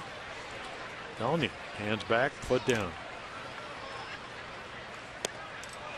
And then don't swing at the splitter, because it doesn't linger in the strike zone very long. That was a good pitch there. 0-2. There's And another he got one. him. Yeah, that'll work right there. 83, bottom drops out. Throw hard enough to get the hitter to be aware of your fastball, and then perfect 2-strike pitch. And coming out of the organization, the Cardinals with the best record in baseball, 51-24 through the first 75 games. Here's David Lowe. He's in Manny's spot. Went in defensively for Adam Jones. Outside.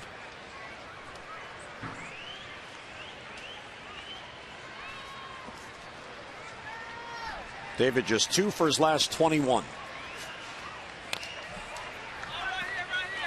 You know, there's been a lot of talk, and Buck gets asked about it every day at his pregame pressers because of the pending roster moves.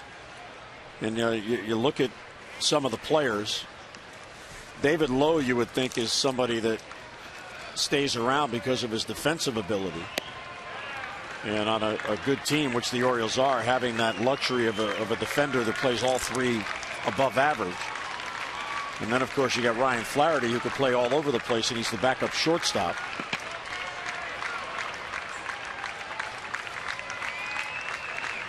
And he got him. So 3 consecutive strikeouts for Freeman. The Orioles go down in order in the 9th, and Texas grabs the opener of this 4-game series, exploding with the home runs off Bud Norris, building up a 5-0 lead, and they go on to win it by the final of 8-1.